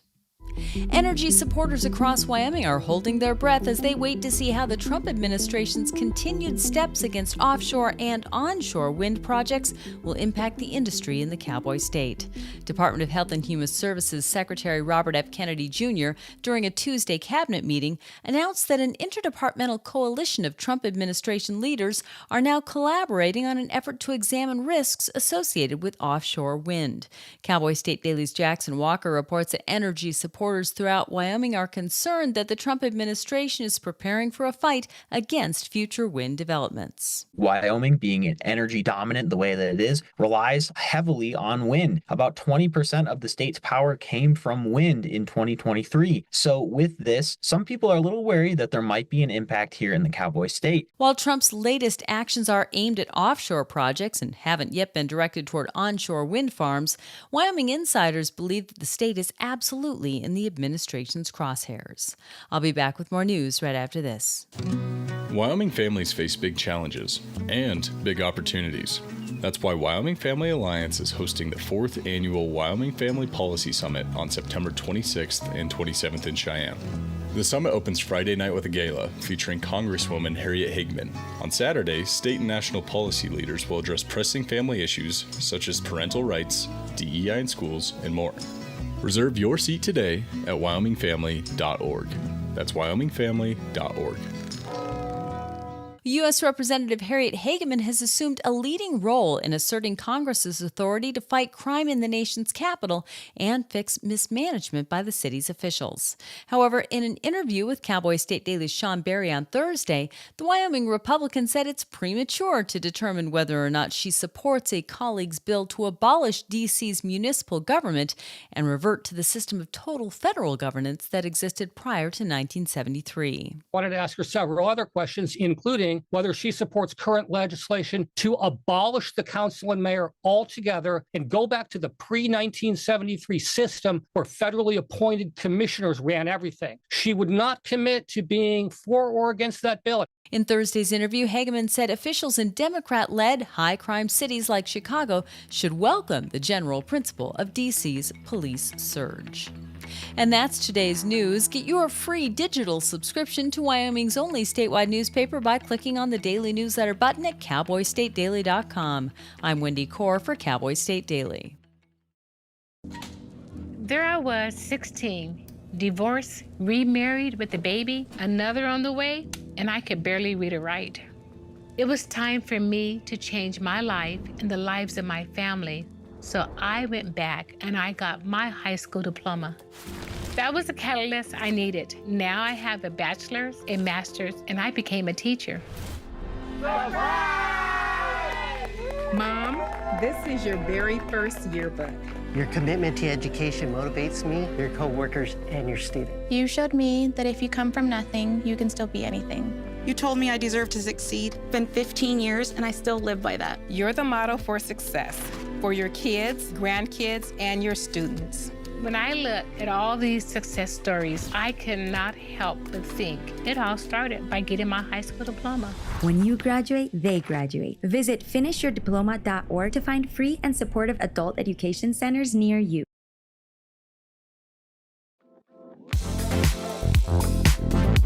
Cowboy State Daily show with Jake on a Friday. Wendy Corr is with us. Wendy, we're just busy breaking news. You know how we do.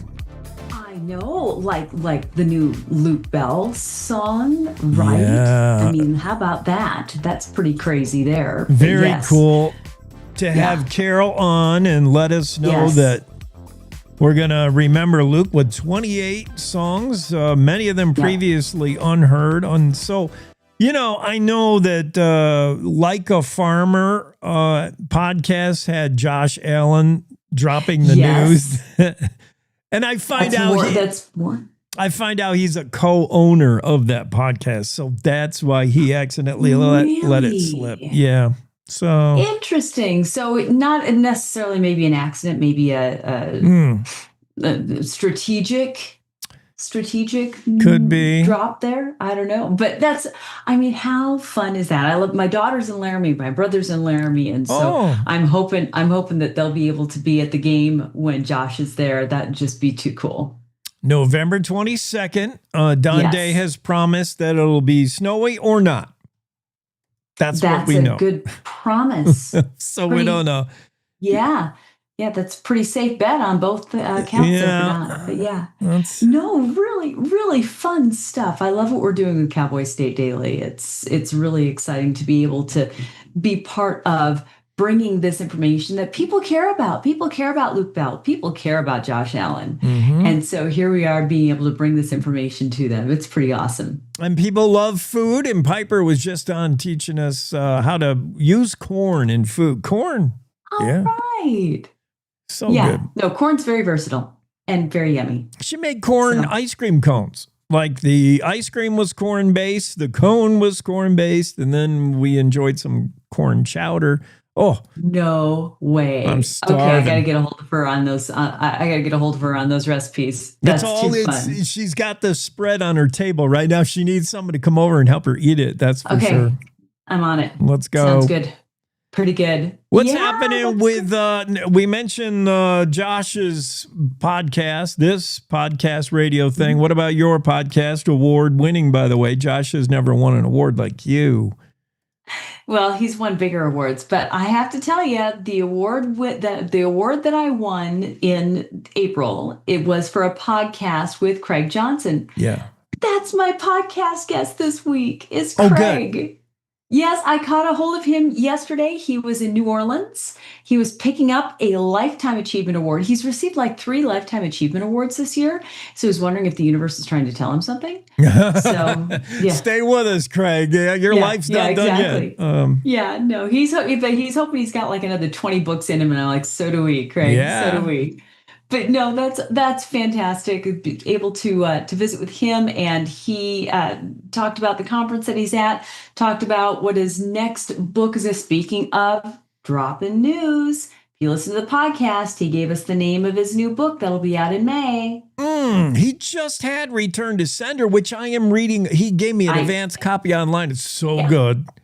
It's it's a great, but I had all the books when I did the podcast. I like had the most recent books because I've got I've got like a very large pile of Craig Johnson books, but I just grabbed the most recent and use those. That you got it. You got it. There you go. I got there you go. These are the early ones. We talked about the cold dish. Oh, because did you? we talked about the cold dish, but then of course we talked about Return to Sender. We talked about First Frost. Yeah. We talked which are his new most recent. He's got a novella in there, Tooth and Claw, that was released in between, but that's kind of a standalone. And anyway, it was just too fun to catch up with him, and he's always just the best interview.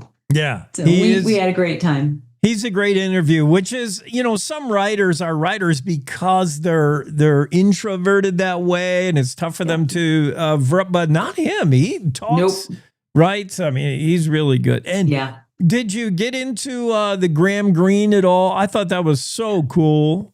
Yeah, we did talk about it towards the beginning of the podcast, just because he was, to have that happen. He was just such a big fan of Graham's, and for him to be on Longmire, for Graham to be on Longmire was a big deal. And, we were able to, back in April when we were at the awards, right? Yeah. We were at the awards. Graham Greene won an award at the same ceremony, awards ceremony. And so we were able to meet and visit with Graham, and he was not doing well then. He was using a cane and he was kind of shuffling along, and his personality was a shadow of when he was younger, and that was sad. So on one hand, it's really hard to hear about somebody that you met and that you've admired, and to have them be gone. But then at the same time, we have just a little bit of comfort knowing we did get to visit with him. We did get to meet him and chat with him, and in April when we were, and he brought home one of the same bronzes that I did, which is kind of fun. Yeah, you share that. Yeah, we shared that. But yeah. And so anyway, it was a great conversation with Craig yesterday. You guys are going to have a fun time. You'll laugh through it, I promise, because I did. He's got a sense of humor. That's something that Graham Greene noted as well. He said, I've read some of your books and I like the sense of humor. So do I. He's got I don't know, I guess it's dry sense of humor in his books. Yeah, but I mean, I'll be reading this, and I told him that when we were on the podcast yesterday, we were doing the podcast. I said, "Yeah, I'll be reading one of your stories, and I'll literally laugh out loud." And my partner Dan will look at me, like, "You okay there?" And I say, "Craig just wrote something really funny," because he just brings these characters to life, and these characters are just. But Craig's writing style, it's almost prose. It's almost prose. It's just his descriptions, his adjectives, the way that he brings you into the scene is just poetry in some cases, some of his phrasings. So I'm a big fan of Craig Johnson. I was tickled to be able to have him as the podcast guest this week. It's great. You and I have both interviewed him, and it's fun to be able to fanboy gush over one of your favorite authors. I told him, your dialogue is so good. And your characters, you bring you give characters a 3D and you bring them to life. I really think there's a Vic Moretti. I want to meet her.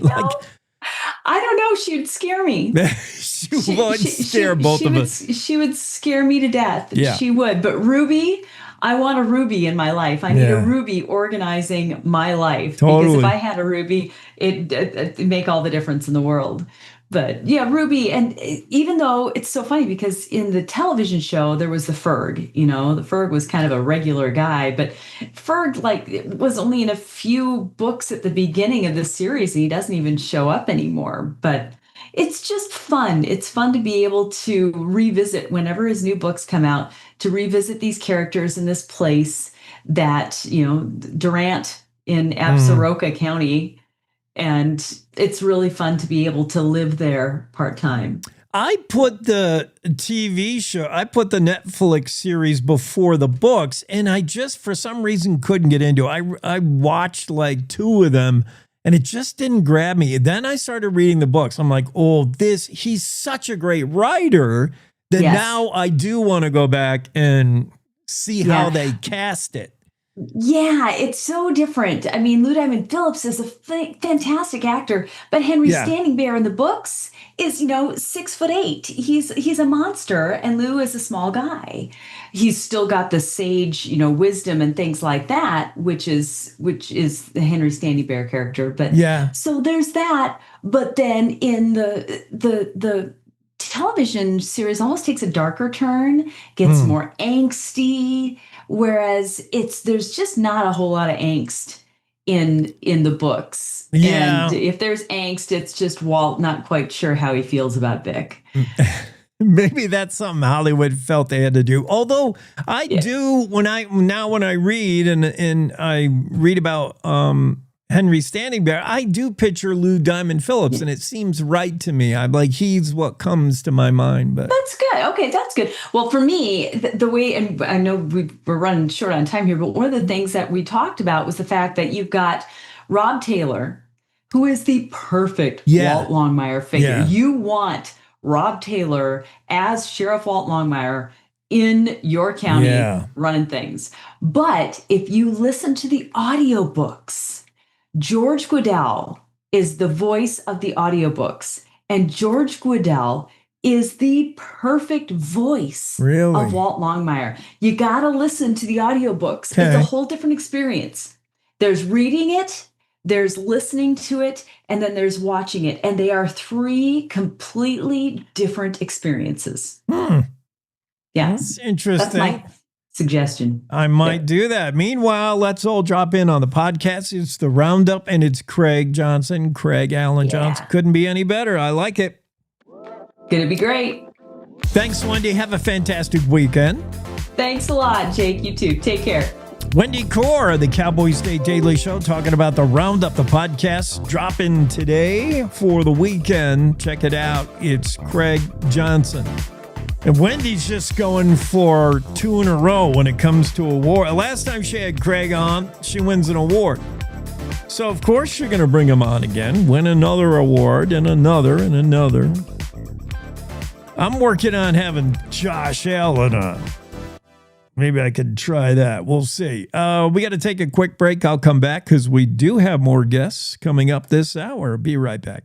To the Teton Range, Cheyenne to Sheridan, Rawlins to Ralston, Cowboy State Daily Morning Show covers the state like no other radio show or podcast. We love Lovell. We're eager to share the stories of Story will crow about Crowheart and yodel over Yoder. Whether you make your home in Sweetwater, Chugwater, Powder River, or Green River, the Cowboy State Daily Morning Show will make you feel right at home. Jeffrey City, Atlantic City, we see you. Little America, Big Piney, you're on our radar. Howdy, Wapiti, Meeteetse, Shoshone, Ten Sleep, good morning, welcome, Torrington, Riverton, Wheatland, Lusk, Lingle, Lander, Timber, Casey, Kerwin, Moorcroft, Mountain View, Moose, Fort Bridger, Fort Laramie, Fort Washington, Hannah, Hudson, Hewlett, Dayton, Daniel, and DuBois. We are east of Weston, west of Midwest, north of Newcastle, and south of Sundance. Border to border, we love Wyoming and every one of its communities, bar none. This is the Cowboy State Daily Radio Network. Nestled between Casper Mountain and the North Platte River, you'll find the heart of Wyoming, with a bustling downtown centered around our outdoor haven. Casper is for adventurers, freedom seekers, and rule breakers who find beauty off the beaten path. So if touchable history, a vibrant community, and uninterrupted outdoor recreation define your travel itinerary, allow us to welcome you to the one and only Casper, Wyoming. Plan your trip at visitcasper.com. All right, look at you taking the stairs. Who are you? We're your lungs. We are proud of you for quitting smoking, but you still may be at risk for lung cancer. A routine cancer scan can detect it early when it's more curable. Good to know. Well, I gotta go somewhere. So do we. Listen to your lungs. Get a routine screening that could save your life. Talk to your doctor and learn more at savedbythescan.org. I think I finally found. Hey, how you doing? Hey, Mason. Hey, Mason. Got a new house. It's looking pretty cool so far. A place that I call home. I'm teaching Louise how to cook some lasagna. It only takes a spark to make a fire start.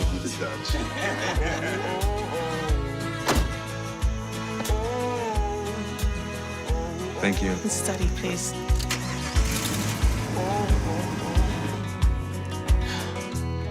I think I finally found a place to make my own. A place that I call home.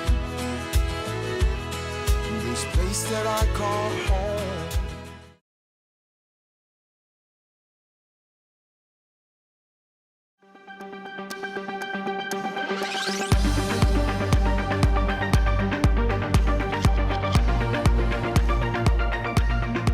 It's the Cowboy State Daily show with Jake on a finally Friday. And the world's biggest iceberg is breaking up. It's the big breakup I think we saw coming, and it's not Taylor Swift and Travis Kelce.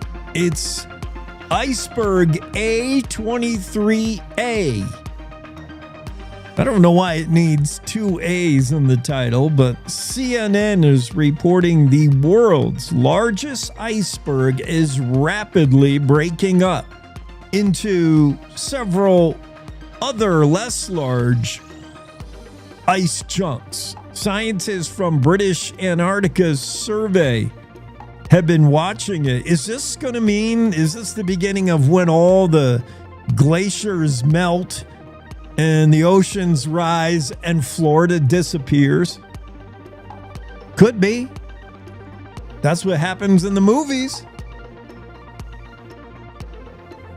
Los Angeles, underwater. Yeah, it all starts with these big glaciers, these big icebergs melting. CNN reporting the world's biggest iceberg, A23A, is breaking up rapidly and melting into the ocean. That can't be good. And then the oceans rise. And then of all the coastal towns I can think of, like coastal states, the oceans rise, California and Florida disappear. What's the loss? I see no downside to this story, John. Bags is with it. I can't. Key West can't go away. Oh, please, okay. no. We need Key West. Key West is our escape. Mm. Deb and I, when we want to go to another country that's in our country, we go to Key West. It's like being somewhere else. Doesn't feel like you're still in the United States when you're in Key West. Yeah, a little steel drum, a little buffet. And you feel like, you're transported away. Naked people walking around. That too. Guys rolling cigars on the street. I mean, it's really cool. I mean, it's just it. And I think the old Buffett tune, changes in latitudes, changes in attitudes.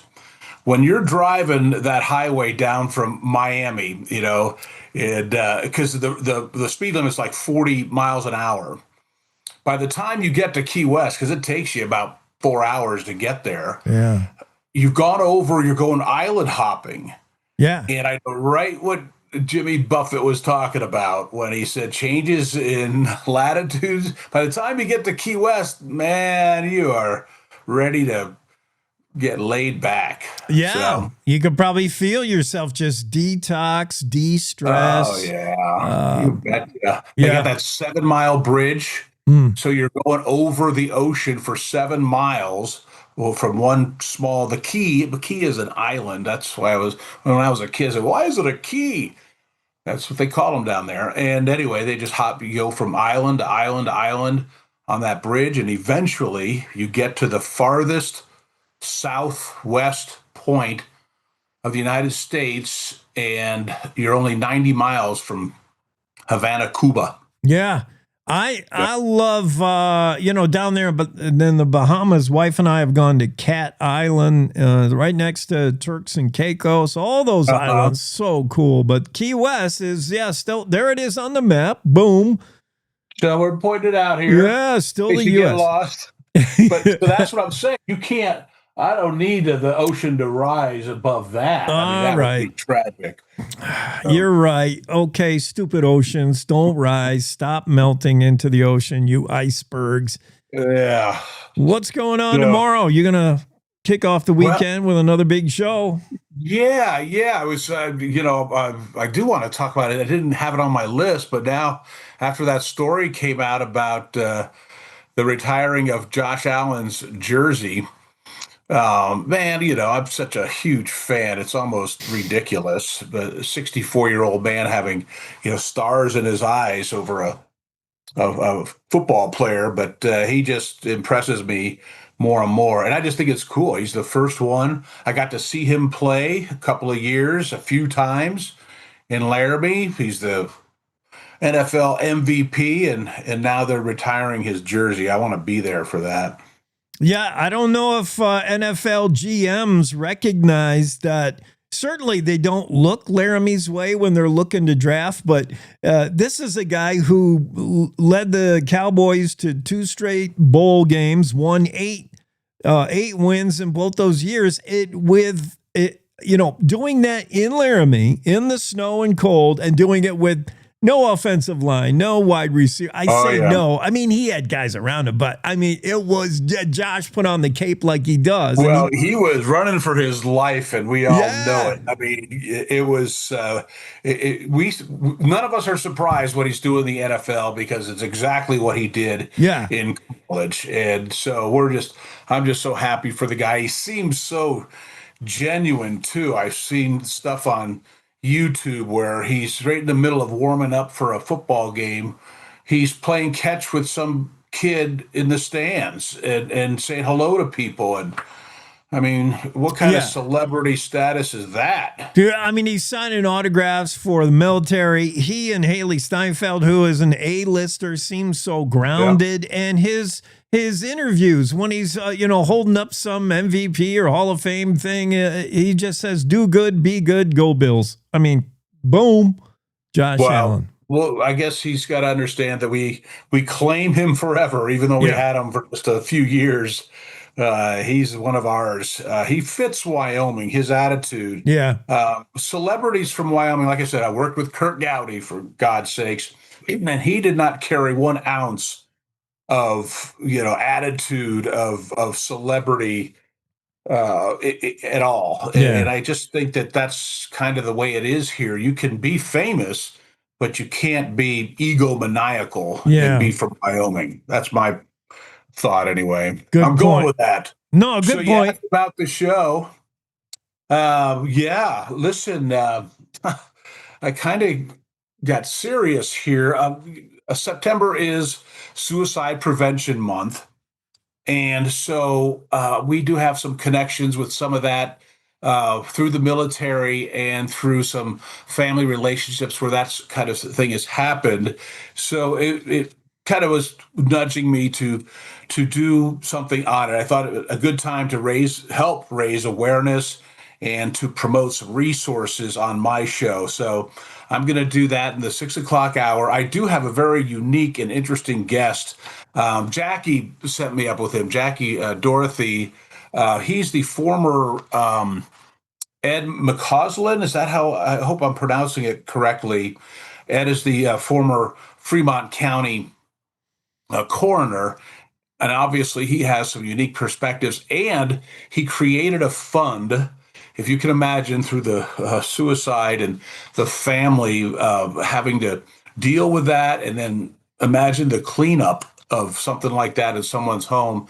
Ed came up with a fundraiser so that they could bring people in and have that done in someone's home if suicide happened there. So very serious topic, but I'm going to provide a lot of resources and hopefully an interesting conversation with Ed. So, but then of course, you know me, I can't dwell in the negative for too long. I've got my friend and guitar player. He plays in 2 rock bands, and he's an exceptional guitar player. He's going to bring his guitar right there, and we're going to play some tunes, and we're going to talk about this phenomenon. I've talked about it with you. It's called reaction videos that I found on YouTube, where people who normally listen to all genres, you know, hip hop and rap and heavy metal and whatever else, they discover new music. And like some, you know, kid who's a rap fan, 25 years old, all of a sudden hears, you know, Waylon Jennings sing Amanda and falls in love with it and goes. So I've found these guys, and so him and I are going to talk a little bit about that, and just in general, anybody, us, finding new music and opening your mind up and expanding and let some new music come in. So that's my 7 o'clock hour. In the 8 o'clock hour, this is good news too. It may not sound like it initially. Friend of mine, colleague for decades in Denver, we call him the troubleshooter. His name is Tom Martino. He's a media giant down there. I mean, radio and television for, I'm thinking, approaching 40 years. And he is a consumer advocate is what he does on TV and radio. But he just got through surgery and the chemo portion of pancreatic cancer, which is a killer for men and others. But he's also in recovery, and he is cancer-free. And so I'm going to celebrate that with my friend Tom Martino in the 8 o'clock hour. And then the 9 o'clock hour, back to the serious day that I'm having tomorrow. The September 11th anniversary is next week. 24 years ago, I figured out I was 40 years old when that hit. I had a 12-year-old, 11-year-old and an 8-year-old when that happened. And I was working at KOA in Denver. And I felt like this time I was going to talk about that experience, and I was going to recruit another media giant. Speaking of media giants, my buddy Jake, to join me in that hour, because I heard a story about you and your brother that I think is extremely interesting. I don't know if we want to tell that now, because I think maybe we just tease folks and make them join me tomorrow on my show. But it's very interesting, and it is, almost, surreal that happened and that you and your brother experienced that together. So if people want to hear about it, maybe tune in tomorrow, catch Jake, the weekday host, with the Saturday host, and see what we can come up with together, huh? That's like two segments you're doing tomorrow that have something to do with reaction, because so much of 9/11, when you experienced it, you couldn't believe what you were seeing, and you needed someone else. You had an 8-year-old and 11-year-old. I don't know if they understood the magnitude of what we were seeing. Bags, like some of us immediately went to, we're at war. Like this is, and you almost had to bounce it off of somebody else, your best friend, your mom, you had to get on the phone and say, are you seeing this? How many of us did that? Yeah, I remember standing in front of there was a bunch of televisions in the lobby at the Radio Taj Mahal in Denver, where iHeartMedia, then I think it was called Clear Channel, was. And so I heard on the way into work about the first plane hitting.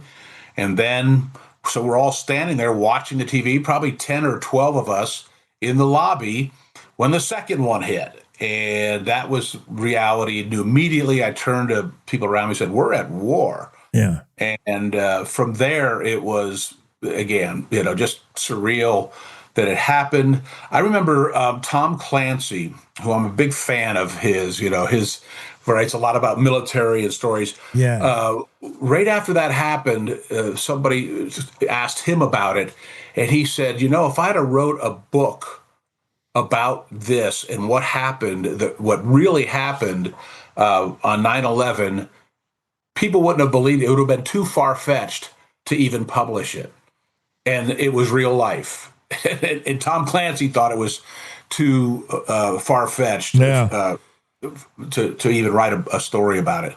Amazing. I mean, and then there's all these conspiracy theories about it too now that just develop. And I mean, in some cases, you understand why, because you don't always get all the information. They hang on to it for so long. People just go on and on. That's how conspiracies can happen and fester. And some of them are just so bizarre. And in my view, because I'm not a conspiracy theorist, I should be from Missouri. It's like, show me.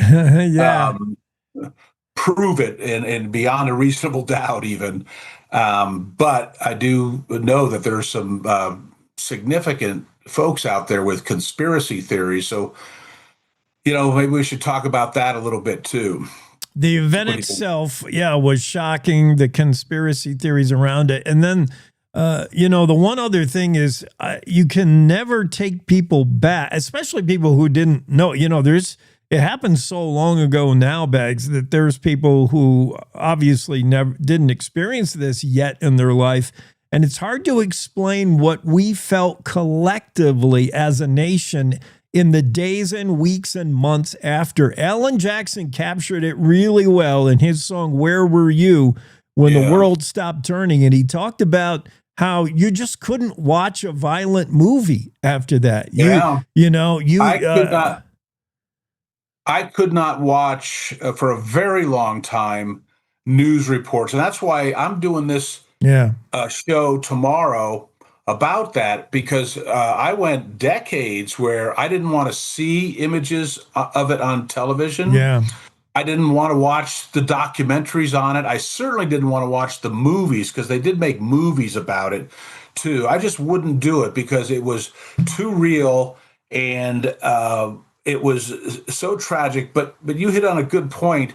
It's proof positive. And for those who are young that have never experienced this, that we collectively as a nation, as divided as we are politically, I don't even think they can imagine how together we were for a while. That we were attacked, and finally, didn't matter, you're a Democrat, Republican, independent, white, black, Asian, Hispanic, you name it, gay, heterosexual, I don't care. We were all in this together. Yeah. And somehow that went away. We forgot already. And it wasn't too long. It was within a couple of years that we were back to, taking each other apart. Back to bickering. I mean, we were all there with our fists raised when president stood in the rubble and said, we're going to get the guys who did this. And you could hear the roar across the country. Yeah, that was a different kind of time.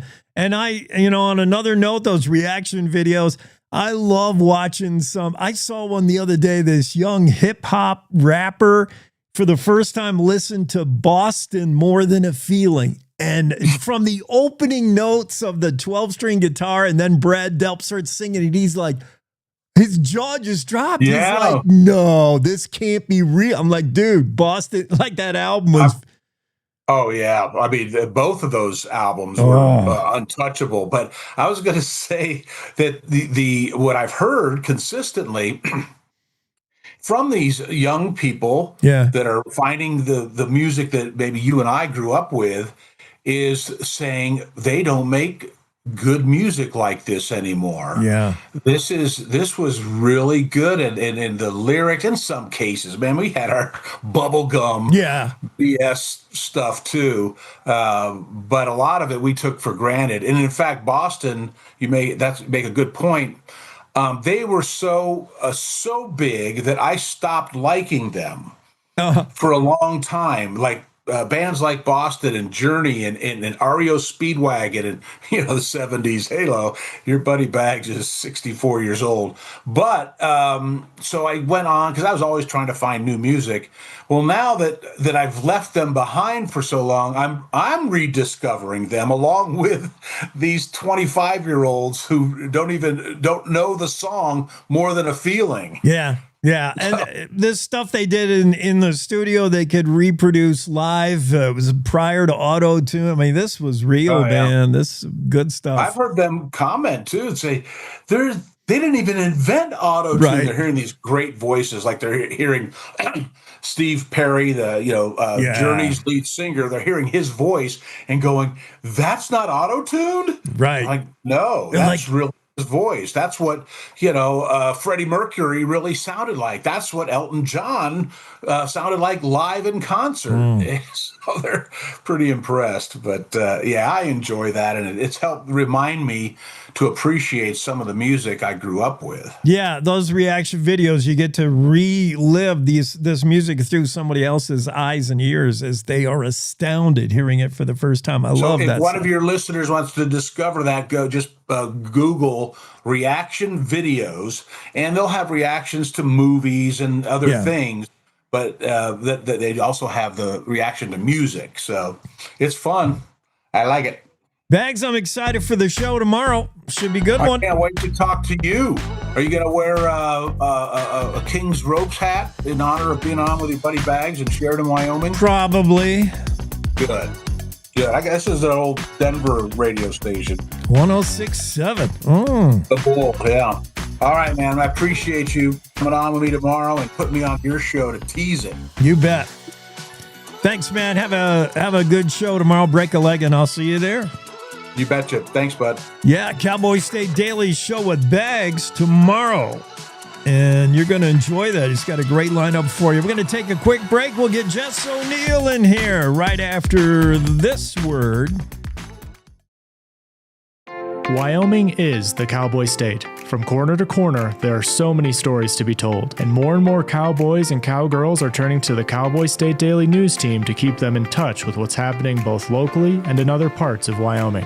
I'm Riley Strand, videographer and production assistant for Cowboy State Daily Video News. We're proud to bring the most important stories to our viewers every day. The stories that start conversations, the stories that make us laugh, the stories that make us think. Our experienced journalists at Cowboy State Daily are crisscrossing the state every day, talking to those who know the news best. Every day, host Wendy Core and I talk to the reporters who are covering the topics, issues, and people that are important to Wyomingites. And in our daily newscast, we bring you those stories. Tune into the Cowboy State Daily video newscast every morning, only on cowboystatedaily.com. You're listening to the Cowboy State Daily Radio Network. Wyoming is a place of unlimited potential, a place that inspires us to dream.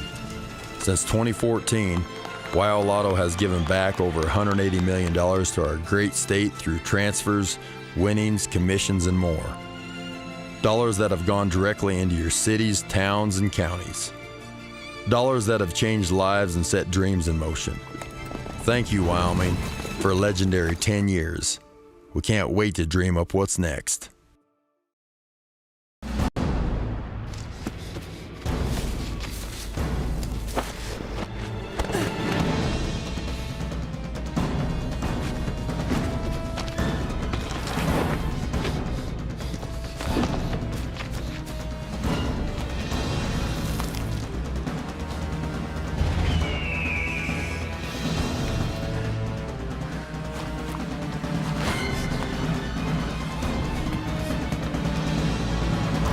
the mighty might not see it coming.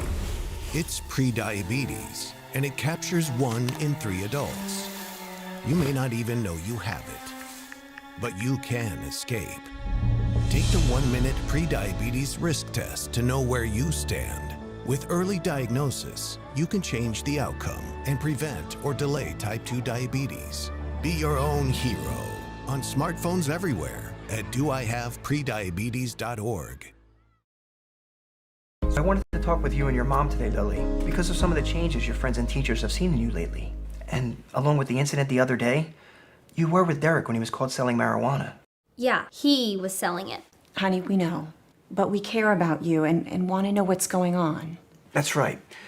We'd like to understand it better and see how we might help. And if weed is a part of it, we want to make sure you know about the negative consequences for someone your age. So, can we talk? Talk. They hear you.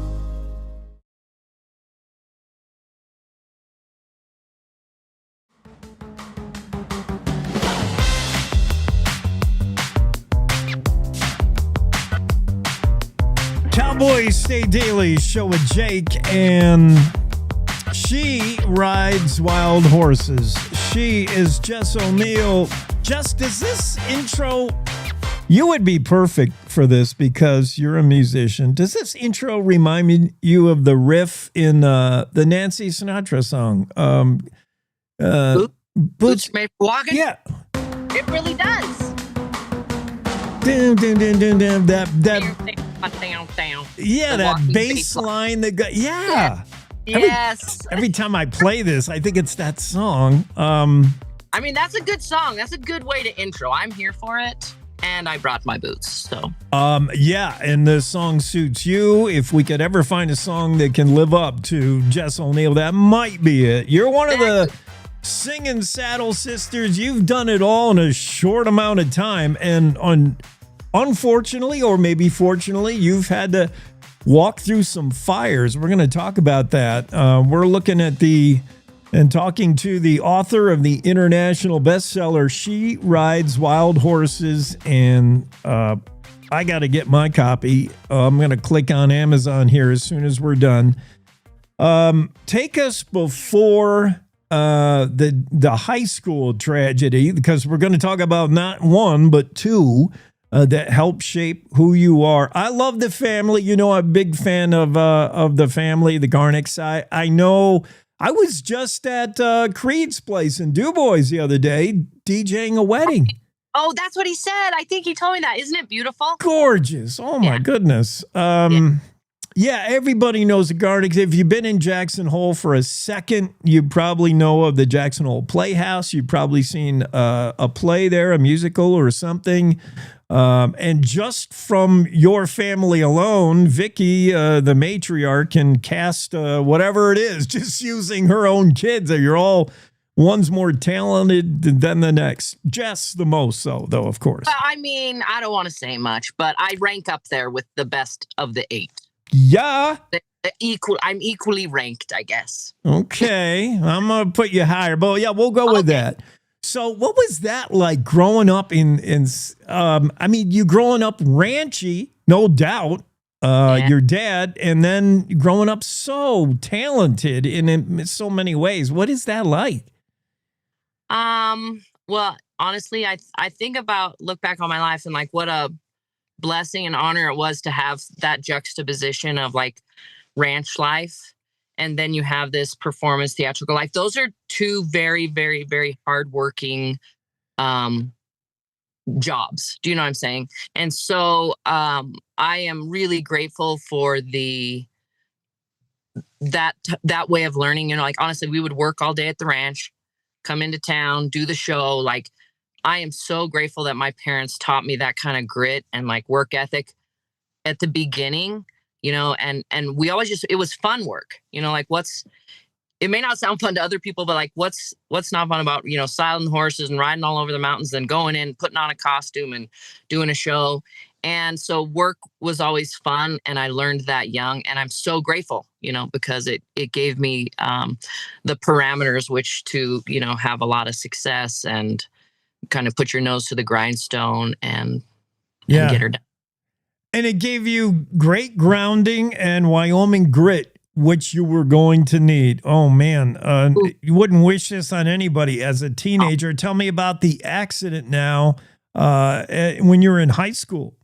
Yeah, so my senior year of high school, unfortunately had an accident, shattered both my legs and my face, and my left leg was in 17 pieces and my right leg was in 24 pieces. And so I was, kind of just put a huge wrench in my plans in the sense of performing. And I was on a pretty straight trajectory path to, going and doing big things. But I look back now and it was a beautiful reflective time that really kind of hairpin turned my life into songwriting and a different way of performing, which was singer-songwriter with a guitar, and set me up for the trajectory of my life. Yeah.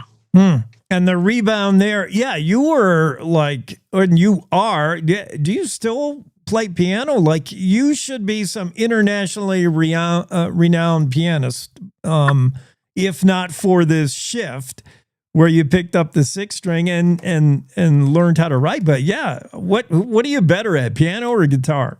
I'm trained classically and I'm way better at the piano, but I perform well and have played singing with a guitar for the last 25 years.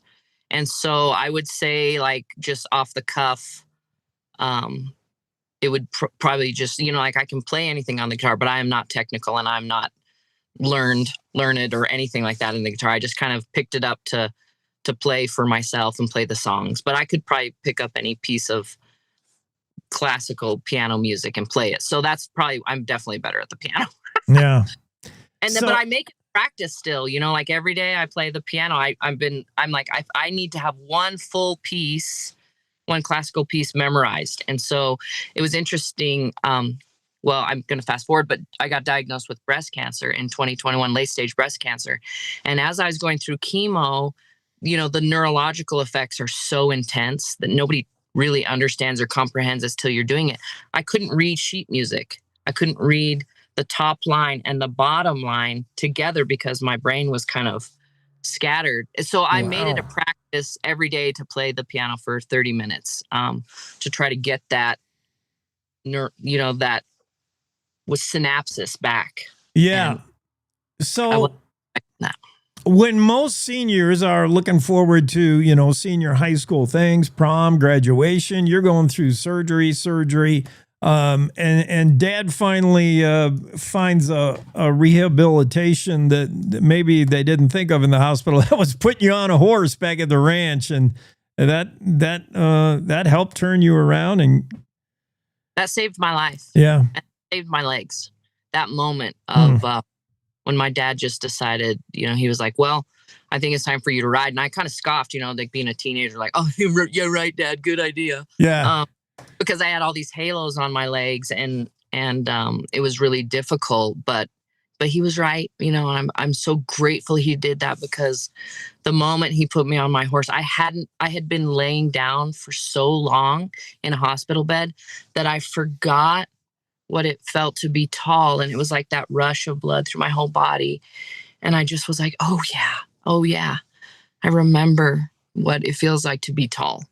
And then he kind of like let her out and trotted her and then loped her. And I just felt the wind in my face, and I felt kind of the freedom and the fastness. And so I really do attribute that moment to my healing from that accident. Very cool. We're talking to Jess O'Neal. You may have been introduced to her for the first time in that Jackie Dorothy story in the Cowboy State Daily. It just touches a little bit on who Jess O'Neal is. We'll tell you where you can go to learn more. So you had to be thinking after the high school incident, you're like, okay, God, I get it. I pivot from being the world's greatest piano player to I'm going to be singer-songwriter maybe, or I'm heading this way. And then the cancer diagnosis. And you're like, what the heck? Didn't I walk through everything I have to walk through? Maybe not yet. What happened then? That was so pretentious of me. Honestly, I look back now, and I wrote a book called She Rides Wild Horses as a memoir of my healing journey through that accident. And I was like, okay, I'm going to close this door on my life and just make some room for some really good stuff. But what I didn't know, I was closing the door for a lot bigger, big feeling, a lot way more deeper, way deep diving, way more heavy stuff. And I think I was pretentious, and it humbled me so greatly. Just cancer itself is such an intense beast. And then getting it when you're young, I had just turned 40. I had an 8-year-old son. I was really struggling with how to parent my son in his life that I might not be in. And then kind of over here trying to face my own mortality. And I just, that was difficult. Nobody talks about that enough. Young people with young kids and how this big juxtaposition of life and death but some beautiful things came out of it. I had some incredible talks with my son, and I really do believe that we all came out better. Maybe not necessarily. We came out beat up for sure. Like you are like spit out 100%, but closer, deeper, more raw, and probably a little more grateful. And the big takeaway from these two things that I think you can share with anyone, whether it's in the book, whether somebody wants you to come and speak at their event, is you are stronger than you know. You have no idea until you're challenged the way Jess was. Yeah, and we all have so much more depth than we think is possible, and you don't know it till you jump off the deep end. And I'm grateful for all that, because I really didn't want to die with my music in me. I had seen this, I think it's a Wayne Dyer quote that said, don't die with your music in me. But that was literal for me. That was so literal. And I put together an album almost as a legacy for my son in case I didn't make it. I wanted him to have a piece of my voice and to hear me, because that's something that I miss about my own dad, is hearing his voice. And I wanted him to be able to hear my voice and show his kids, my grandkids, if I wasn't there, they would have like, oh, that's what grandma did. She wrote songs, and she was a kick butt cowgirl, and she, had this really wild life. And so that was the kind of the fortitude for doing this next album. Yeah. All right. So the book, She Rides Wild Horses, that's on Amazon. Where do we go to find that? Yeah, you can really find that anywhere.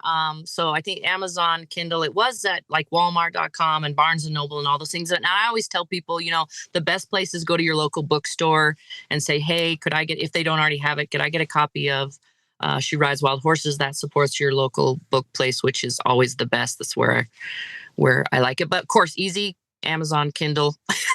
I hope they have it at that water wheel place in DuBois next to Cowboy Cafe. They must have it there, right?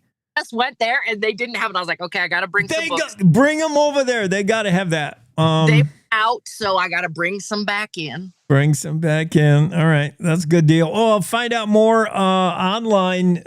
Go to the interwebs. Jess Camilla O'Neal. O'Neal spelled the Neal way. JessCamillaO'Neal.com. Jess, what a story. I hope you're done being tested by fire. I hope, things, I don't know. I don't know what it is that any of us are on the planet to prove, but you've proved it all. So, yeah. Looking for some easy, peaceful trails. Yeah. Hit them at a nice, easy trot from now on. Yeah, I love it. I love the music. I love all the creativity, and definitely the Wyoming grit that's at the soul of this cowgirl, for sure. I really appreciate you having me on. I thank you. It has been a wild ride, and I'm just here to share. Yeah. Yeah, that's fantastic. I appreciate you being on, and don't be a stranger. You know where we are now. Yeah. Happy trails, Jake. Thank you. Happy trails to you. Have a great weekend. That's Jess O'Neal, Cowboy State Daily. Read more about her in the Jackie Dorothy story. Just dropped a few days ago in the Cowboy State Daily. And then take the deep dive at www.JessCamillaO'Neal.com and go buy the book, She Rides Wild Horses. Over any trail that's put in front of her. That's the toughest. That's good to learn. Some of us, all we've known is the easy trail. And every once in a while, you got to go uphill, downhill, over rocks, and trust your horse, trust yourself, and find out you are capable of way more than maybe you thought. Good lesson from Jess. What are we heading for next? Well, I guess we're out of time is what we're headed for. That's going to do it for a day. That's going to do it for the week. Where did the time go? Dang. Big thanks to our guests today. We had Jess just on. Carol Bell dropped in. That's Luke Bell's mom, and shared news that we're going to get more Luke Bell after his tragic death at age 32. This singer-songwriter lives on, and the king is back. Hold on to your hats. The party's on. The king is back. 28-song collection.